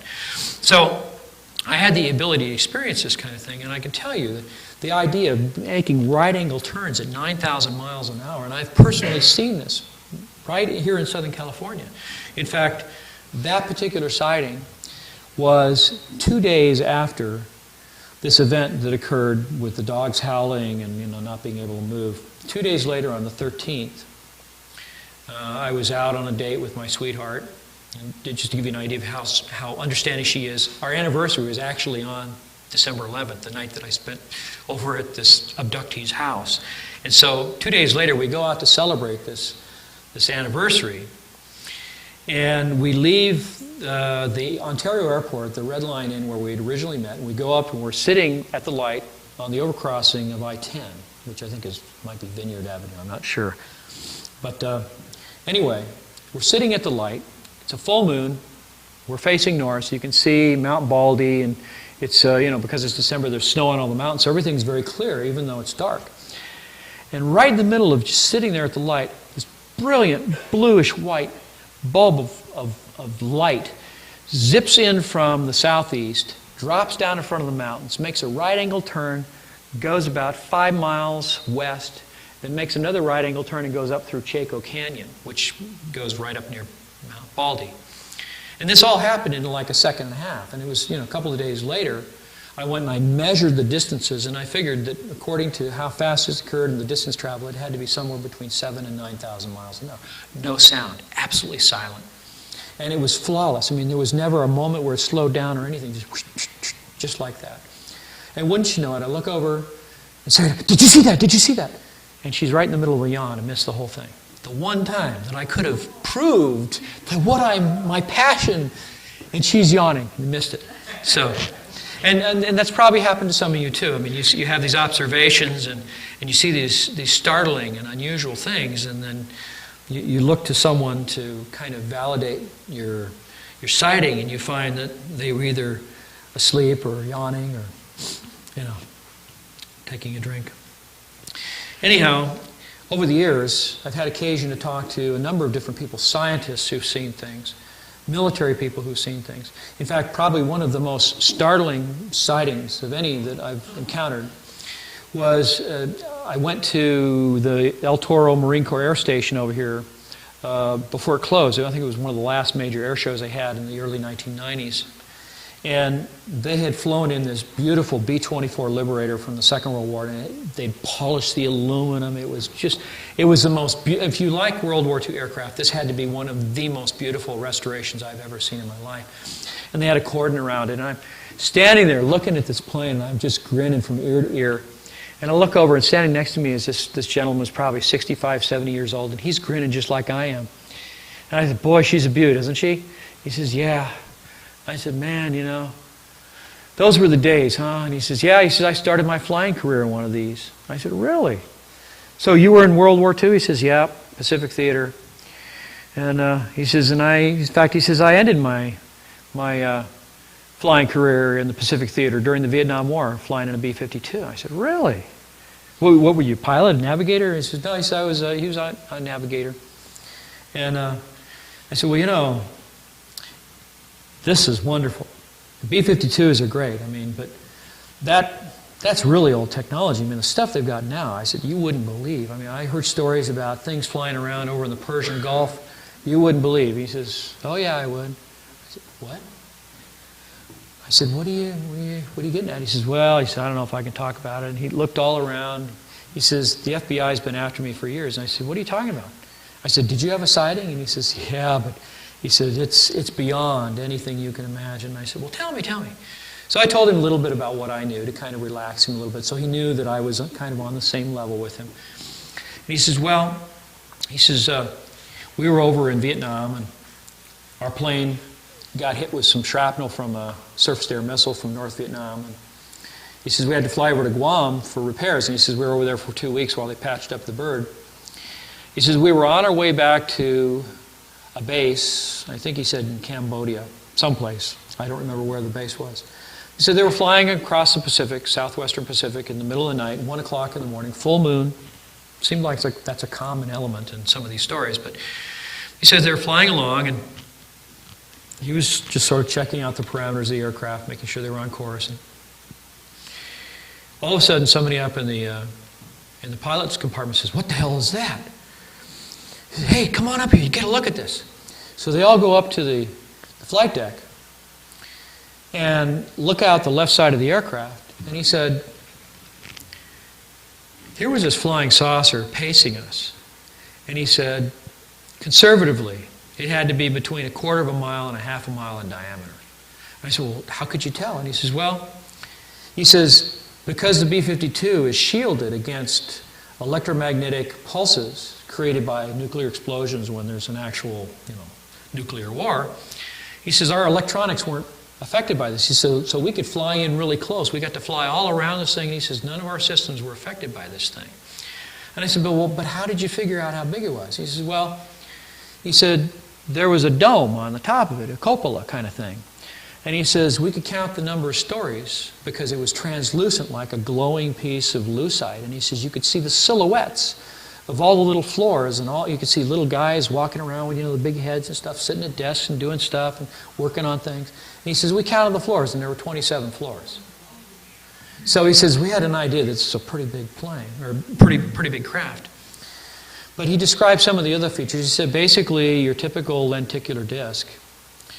But he said that around the outer edge were a series of what looked like turbine blades. But he said each one of those turbine blades was 7 stories tall. And he says they were slowly orbiting around the circumference of this thing. And he said, we flew all around this thing. We got a good look at it. He said we didn't have a camera that could photograph in low light like that back in those days. And he said that we moved off a little ways and we're looking at this thing, and all of a sudden these turbine blades around the edge start going faster and faster and faster. And he says, now, if you can just imagine, he says, imagine a turbine blade the size of a hangar bypass door moving so fast around the circumference of a craft, maybe somewhere between 1/4 and 1/2 mile in diameter, but the blade's moving so fast you can't see them. Imagine the amount of power that it takes to do that. And he says, this thing moved a little way off, and he says, then it went like that. And he said, this is the part that the FBI always bugs us about, is what we saw next. And I said, well, what was that? He says, remember, it's 1 o'clock in the morning, full moon, we're over the ocean, not a cloud in the sky. And he says, in the wake of this craft is this shimmering tunnel of light with a day-lit blue sky with puffy clouds in it that we could see as this thing went away from us. And he said, and it persisted for several seconds after this thing left. He says, the only conclusion we could come to was that this thing was punching a wormhole through hyperspace and was coming out on the other side of the planet where the sun was shining. And that's why we could see the clouds, and then they disappeared. But he says that was the one thing that they really were interested in. Now, for any of you who've watched Star Trek and some of these other science fiction TV shows and things, you're probably familiar with the idea of space warp, warping space, time warps. Well, I've actually had occasion to see this particular phenomenon. I've had it described to me as appearing as though the sky is distorted and pulls back into a kind of tunnel, and then something would come out of it, stop momentarily, and then fly away. Now, that particular description was given to me by a scientist who works at JPL. And he was at White Sands during a test of some kind of weapon system when they actually saw this particular event. And it happened twice in the same location. This distortion in the sky, I mean, even the appearance of the clouds and everything kind of gets sucked back up into this looks like an inverted funnel. It goes up to a dark spot with little stars in it. And this thing comes almost like a dot, comes out of it, and all of a sudden it's a flying saucer sitting right there, and then it goes away. It comes back a little while later, this manifestation of this wormhole reappears, and it goes up into the wormhole. Now, in 1993, right before I moved to Northern California, I went to an Angels baseball game in Anaheim with some kids from the neighborhood. We were riding in a car. I was in the front seat next to the young fellow who was driving. And I don't know why this happens, but the subject of UFOs came up. And we were talking about UFOs, and this one young fellow said that he thought he'd seen one. And there was a Santa Ana winds condition at the time, and so the planes that were landing at the Ontario airport were circulating in kind of that strange pattern where they have to come in and land from, I guess it's the west end of the field, whereas normally they would come in from the east. But because of the wind direction, they had to change that, and they were in this orbiting pattern. And I mentioned casually in passing, it's amazing that those pilots are able to do all that stuff and never collide or have a collision, mid-air collision. All of a sudden, no sooner had I said this, there's a brilliant flash of light in the sky right over the airport.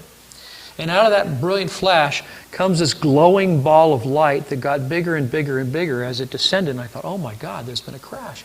And right behind it were these glowing, what I thought were glowing embers of debris that were following this thing down, but it was moving much more slowly than you would expect. And usually, if you've ever seen film footage of an aircraft that's been in a collision or crashed or has been shot down by a missile or something, you see bits and pieces of flaming debris, and there'll be flame and smoke and all this kind of stuff, and they go all over the place.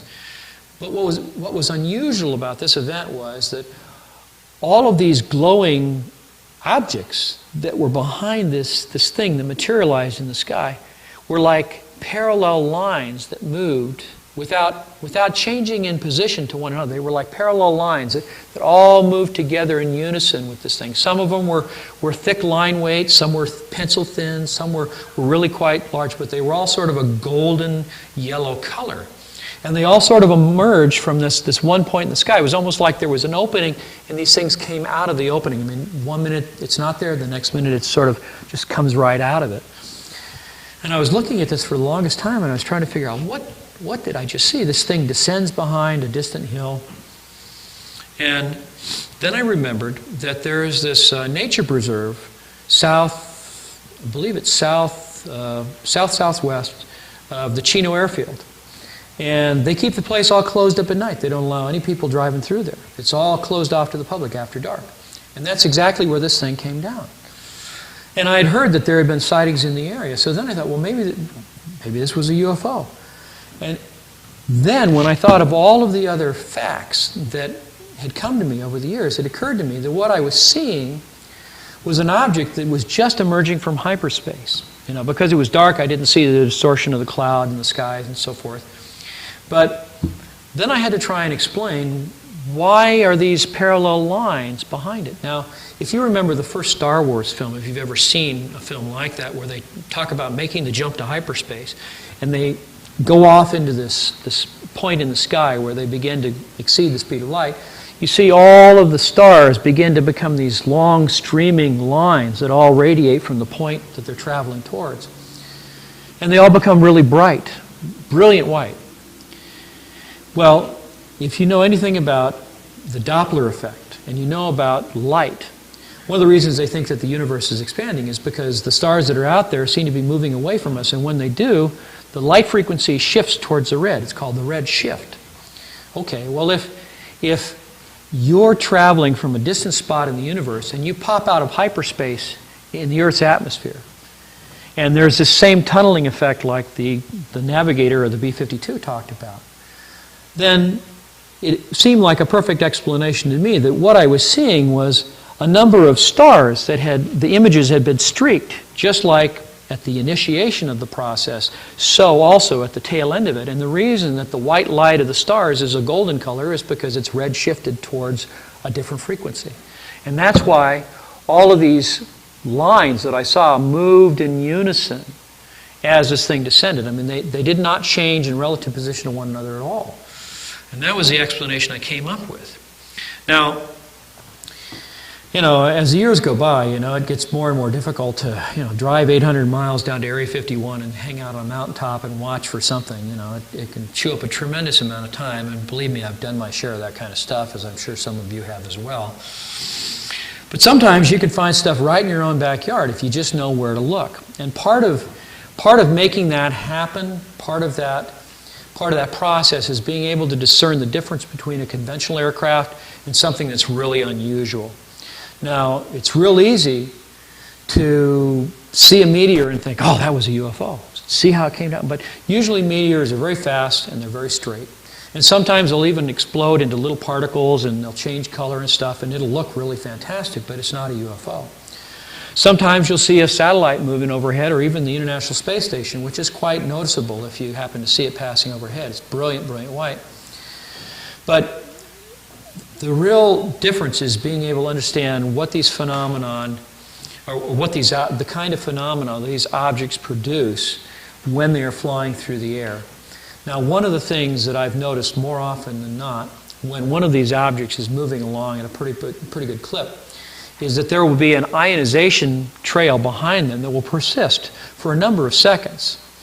Now, before I was talking about how these objects, when they move really fast, they don't produce any sonic boom. And a lot of people don't understand how that's possible. That just doesn't seem, I mean, if you have an object moving that fast through the air, it's got to produce a sonic boom. I mean, the space shuttle, when it comes back from space, is doing Mach 20. It produces a double sonic boom. So how is it possible that it doesn't produce a sonic boom? Okay, if you have an object like this, and it creates an area around itself where it is absorbing all this energy for propulsive forces, and in the process of doing that, it's canceling the mass of everything on the vehicle, including the pilot, who doesn't feel any G-forces at all when it turns suddenly. It's also true for a certain portion, a certain area around the vehicle where you'll get a kind of partial mass cancellation. You'll see the same kind of effect, that it will affect the molecules of air around the vehicle. And so what happens is, if a molecule of air is sitting here in the air and this thing comes flying along and it suddenly is mass canceled, if there's no mass, there's no inertia. If there's no inertia, that means there won't be any resistance, any force, any drag, any friction on the surface of the vehicle as it's displaced. It'll be an absolutely frictionless reaction. It'll be displaced without any energy transfer whatsoever. And it's that energy transfer that produces a sonic boom. Because sound is kind of the measuring rod by which energy is transferred. I should say the speed of sound is the measuring stick by which energy is transmitted through the atmosphere. Now, the speed of sound through water is different because it's a denser solution, or it's a denser medium, I should say. But if you have the ability to cancel an air molecule, in effect, slowing down the motion of the subatomic particles of that molecule so that it's virtually massless, displaced without any kind of energy transfer while it's being displaced by the vehicle. And then the air, what happens afterwards? The air closes in behind the vehicle. But what happens after that? It leaves this region of space that is being mass canceled, and it suddenly reacquires that interaction with the zero-point energy that keeps the electron spinning. And what it does is it momentarily bounces to a higher energy level. It's like a bounce, like when you throw a super ball down the ball, it comes back up again. And sometimes it'll go higher than what you expect. And so, in a sense, the electrons bounce back up to a slightly higher energy state than their normal steady state, is what it's called. And in the process of stabilizing and normalizing themselves, they re-radiate the excess energy as photons. And that's what the trail is that you see behind a UFO. And so, as you see these things zipping around, it literally looks like a whispery little comet tail that will persist. I mean, when these things are moving along, these comet tails at arm's length, several miles away, they could be almost a foot long in terms of, what you perceive out there in the distance. And they will persist for a number of seconds. Now, there's all kinds of things that you can determine about the way a propulsion system works by the way it manifests in the environment. But what I'd like to do now is maybe give each of you some ideas, some pointers about how, when you yourself go out and you're watching the sky, the things that you can do to look for the possibility of a UFO. Now, if you go out every time at 20 minutes past 10 and you see this little ball of light pass overhead, and it passes overhead every hour and a half in the exact same trajectory, pretty good chance it's a satellite.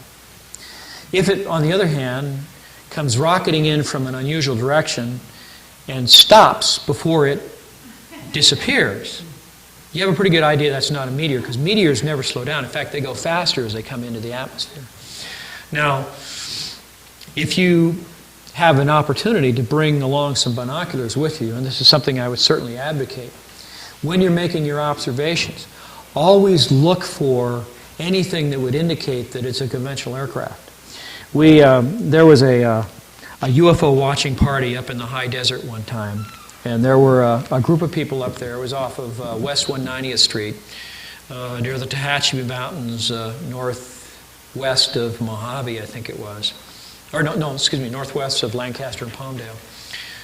And there were people that swore that they had seen UFOs in this area, so they were all anxious to see something. And so I had a set of binoculars, and it was very, very windy out there, and I'm quietly listening to the observations that are being made by all the people standing around me. And I'm looking to the south, and I can see what I know are clearly the landing lights of aircraft coming into the Burbank International Airport. Because they're brilliant lights, there's usually pairs of them, if not, in threes. And because the wind is howling around us, your binoculars are moving like this. But that relative movement in the lens was being interpreted by everybody else as UFOs dancing. That's what they were seeing, is these lights doing this. Oh, look at them dance, look at them dance. But it wasn't UFOs at all. It was aircraft, conventional aircraft landing at Burbank. Now, a little while later, they said, oh, look, there's a triangular UFO there. And so I swung around and looked, and I can see the three brilliant lights, the two big ones on the main landing gear, and the brilliant light on the nose gear of a C-141 Starlifter on its way into Edwards Air Force Base with its landing gear down.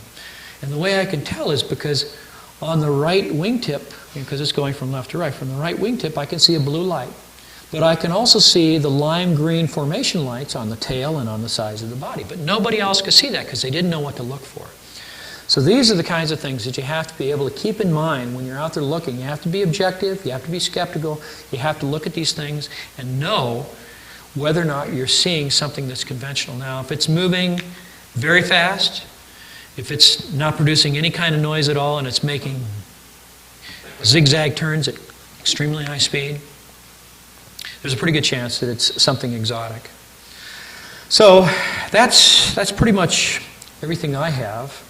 I'd be happy to take questions from anyone, and I would certainly encourage you to engage other people, talk to them, because I think that as time goes on, you'll find that there are so many people out there that have incredible stories to tell. They just don't have anybody to tell it to, and maybe that could be you. And then maybe we can get a handle on some of these things. So, thank you.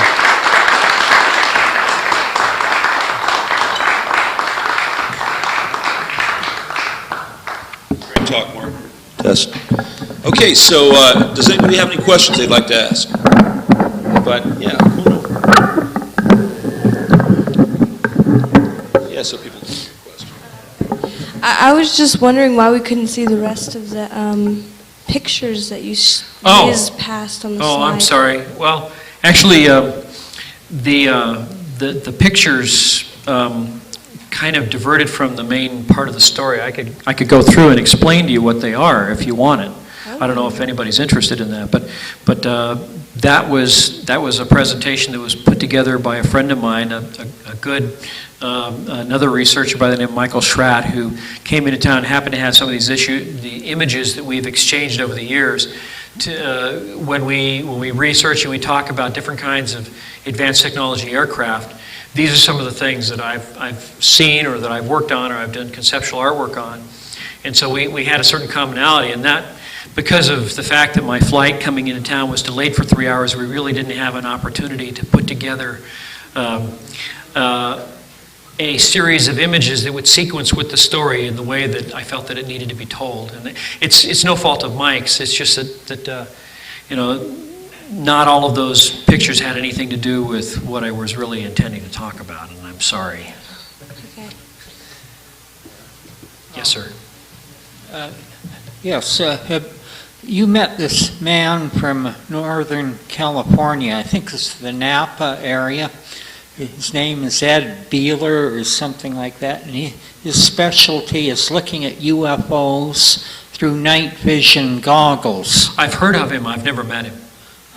Have you ever tried night vision goggles to see UFOs? Well, no, I haven't, but I know other people whose reporting and observation skills I trust highly, and in just about every single instance, people have reported seeing unusual activity using night vision goggles. In fact, just this last summer, a friend of mine called me up and indicated that there were these unusual flashes in the sky. It looked like there was some kind of warfare or explosions or things going on in the air.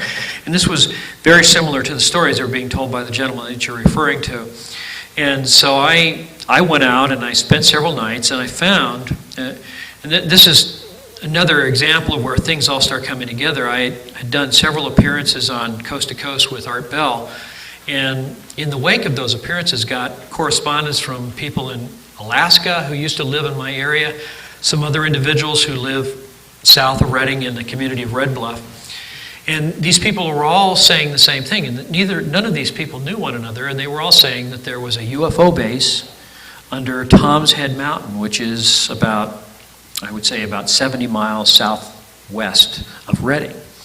Now, it wasn't until I actually went and sat down and talked to one of the people that were making this claim that I was startled to find that not only were there UFOs in that area that were being sighted, but this gentleman actually had a large Polaroid photograph that he had taken of one of these objects. And again, it was a large black disc. And in this instance, it had what looked like green-colored fluorescent tubes around the outer edge that would sort of move, kind of like that sequence from Close Encounters of the Third Kind where the lights are moving around on the perimeter of the aircraft. That kind of thing. And in this instance, the photograph was taken at dusk. You could see this black saucer down in a valley.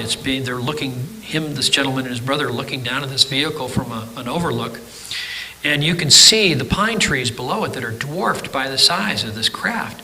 But the other thing that was interesting was that there were all these little red orbs that were floating out among the vegetation and had little laser beams that were scanning the plants like they were doing some kind of biological assessment of the environment. I mean, it was fascinating.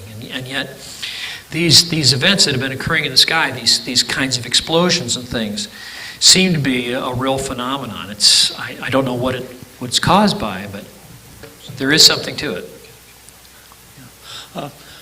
You said you've been interviewed by Art Bell. Yes. That had to have been quite some time ago. Yes, yeah. More recently, it was with George Norrie, who replaced him. Oh, you have been interviewed by George Norrie? Yes. Well, he's the one that's been mentioning the night vision goggles. Mm-hmm. Yes, I'm aware of that. That was the first time he said he saw a UFO. Is that right? Yeah, but from this man in Northern California. I think it was at the UFO conference in San Jose. Is that right? Yeah, they went on top of the building at night and You say, come up and I'll show you where Yeah. they are. How exciting. Yeah, That's great. Thank you. sure. I was wondering if anybody has ever asked you this. Have you seen the orbs in your disclosure project interview? Um, Do you know what I'm talking about? Because I can't imagine it's only my copy. I don't know how that would occur. all right, are you talking about something that appears in the film from the Disclosure Project itself? It appears right over your right shoulder.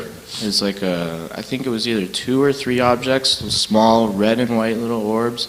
I think 1 or 2 of them even go behind a leaf. Behind my it's shoulder right personally? behind you, and there's like some plants off to your right. No, I've never seen that. And they I had no actually idea. go like, you'd think it maybe is lens flare and the camera's not moving and you're indoors, That's so why would it be fascinating. lens flare? These things go behind the leaf. I had Nobody's no ever idea. seen that? Nobody's ever mentioned that? No, no one's ever said I anything could to me point about out, it's been a few years, but I could point out it's only like 4 seconds or something. Well, I'll have to go back and review that. I will tell you, though, that for those of you who missed the May 2001 Disclosure Conference from the National Press Club, that about the first 45 minutes or so of that broadcast, which was one of the first and largest internet broadcasts in the history of the press club, was being jammed, and there were people from NSA who said unequivocally that they were responsible. Now, you have to wonder why anybody would want to suppress that kind of information, because basically it's just a bunch of people talking about the things that they've seen or the things they've been involved in.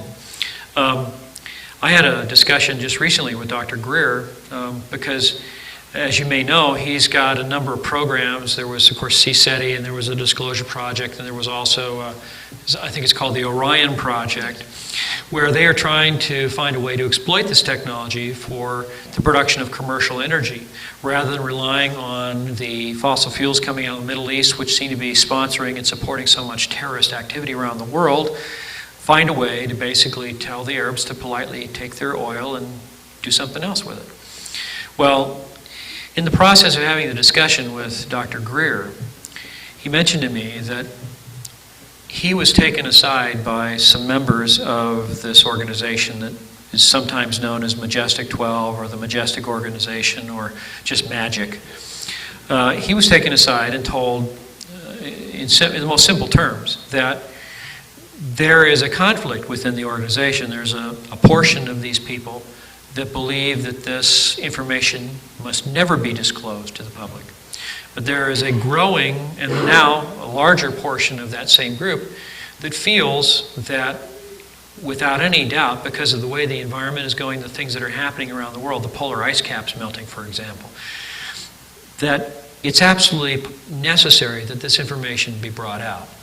And that, it's possibly the one way we have of reversing the course of the climate change that we're seeing in the world. And the other thing that he was told was that the group that now represents the majority of this Majestic organization that believes that this information should come out is seeing to it that people like me and like Dr. Greer are being protected from the people who don't want it disclosed. And so I find an interesting correlation between this, these orbs hovering in the background for whatever reason. It's kind of it gives one an odd sensation of feeling that you're being watched or being watched over, perhaps. And maybe that's a good thing. Thank you for your question. Yes, sir. Great presentation. Thank you. I hope I didn't make it too complicated. I was trying to keep it as succinct as I could. But. Real quickly, any more information on the girl and earthquakes? Well, you're talking about the one who had the event in her home? Yeah. She has experienced multiple military abductions. She lives in the community of Sierra Madre, which is the same area where they park all the floats from the Rose Bowl parade at the end of Colorado Boulevard after the parade goes on. And she lives up in one of those canyons up there. And she has had experiences going on there for quite some time. I basically just scratched the surface with the experience that I had. But she indicated that on one occasion that she had a friend a gentleman and his wife who were both long-haul truckers that came and spent the evening with them. And the wife, because she always drove sort of the graveyard part of their schedule, usually would stay up at night reading and sleep during the day, because that's the way they maintained, their ability to keep going over the long haul when they were driving trucks and cargo.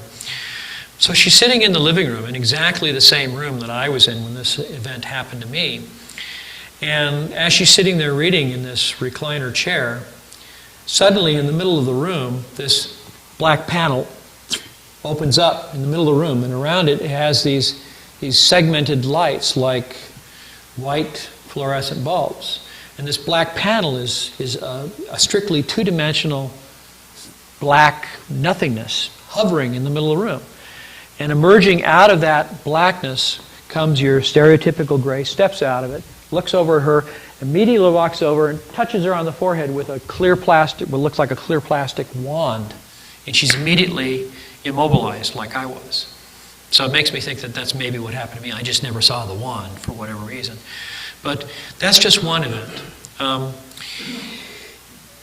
You always try to say, well, maybe it was just a weird coincidence that the dogs were howling and I experienced this paralysis. Maybe it's not real. And a year or two later, in 1992, I was doing an overnight illustration job where I had to finish something in a real hurry, and I was up really late. It was about 2 o'clock in the morning. And I was living in Upland at the time. I was living in Rialto at the time. And I went outside in the back to stretch, and get some fresh air, and I was looking at the stars. And as I'm looking up at the stars, I see this little ball of light come across the sky, make a right angle turn, and go off in the direction of Sierra Madre at 2 in the morning. So the next morning, I called up this young lady and I said, "Hey, I got something to tell you." And she said, No, wait. I got something to tell you. I said, "What?" She says, "They were here last night." I said, "No kidding." I said, "What time?" She says, "About 10 minutes after 2. And then I knew. I said, "Well, guess what? I think I saw them on the way to your house." But it was an unrehearsed. It was, I wasn't giving her any cues. I wasn't dropping hints about what I saw. I just, "Well, tell me what you got," knowing what I knew already. So, We've got one more, and then we'll turn the lights on. okay. I was just wondering, how do you know that when you're seeing these ships or whatever, that it's not just the government's ARVs? Well, that's a very good question. And my answer to that, and this is just based on my own observations over the last 28 years or so, is that I would say about 85% of them probably are just exactly that, government projects. In fact, one of the sightings that I don't think I had an opportunity to show, it's funny, I didn't see that photograph in here, Mike. It was probably near the end. There was a friend of mine, there it is, right there, a friend of mine, who in 1982 was out near the community of Cedarville, California. And he saw these cars parked on the side of the road, and there were people standing there looking at this thing in the distance. And he said, here was this huge black thing. Now you can just barely see it's right there. Now that was scanned right here in this room from the original little tiny Polaroid photograph. Now, this occurred in 1982. Now, the husband of the lady who owns the copyright to this took this photograph, and he said that at the time, this was kind of based on my looking at this object through a loop under extreme magnification, and these are some of the details I was able to pick up based also on some of the sketches that the eyewitness actually did. But if you look at the time frame, 1982, you find that this has some of the features that would later show up in the stealth fighter. All of these triangulated panels, these flat panels that reflect radar energy away and make the aircraft stealthy and invisible to radar.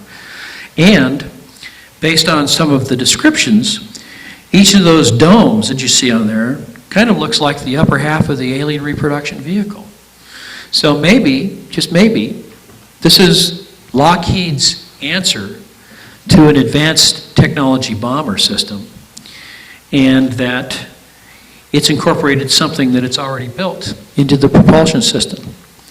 Now, the eyewitness who took the Polaroid, took this photograph, said that these people you see in this photograph here represent kind of a cross-section of our society and how they would react to a situation like this. And what he said was, some people were standing there hooping it up like they were watching a 4th of July fireworks show, hooping and hollering and enjoying it. Some were running across the field, waving at this craft, which he said was almost 600 feet in length. It was about a half a mile away. That it was so powerful, whatever was propelling this thing was so powerful that it was making a deep, pulsing hum that you could feel in your chest, even from that distance. And he said that there was another group of people that were on their knees crying and praying fervently for God to deliver them from the chariot of the devil. And I know that sounds funny, but you have to understand that when people see something like this and they can't explain it, and it's completely outside the realm of their understanding, you can get a broad spectrum of reactions. And that's part of the reason why it's so difficult to talk about some of this stuff with people who've seen things but are scared. And it's the ability to talk to them, keep them calm, and bring it out, bring those details out, that helps us find out most of the stuff, kinds of things that I've been able to be able to find out myself. So. Okay, I think that wraps it up nicely, and we'll turn the lights on. You can have further questions with Mike personally. Thank you so much, Mark.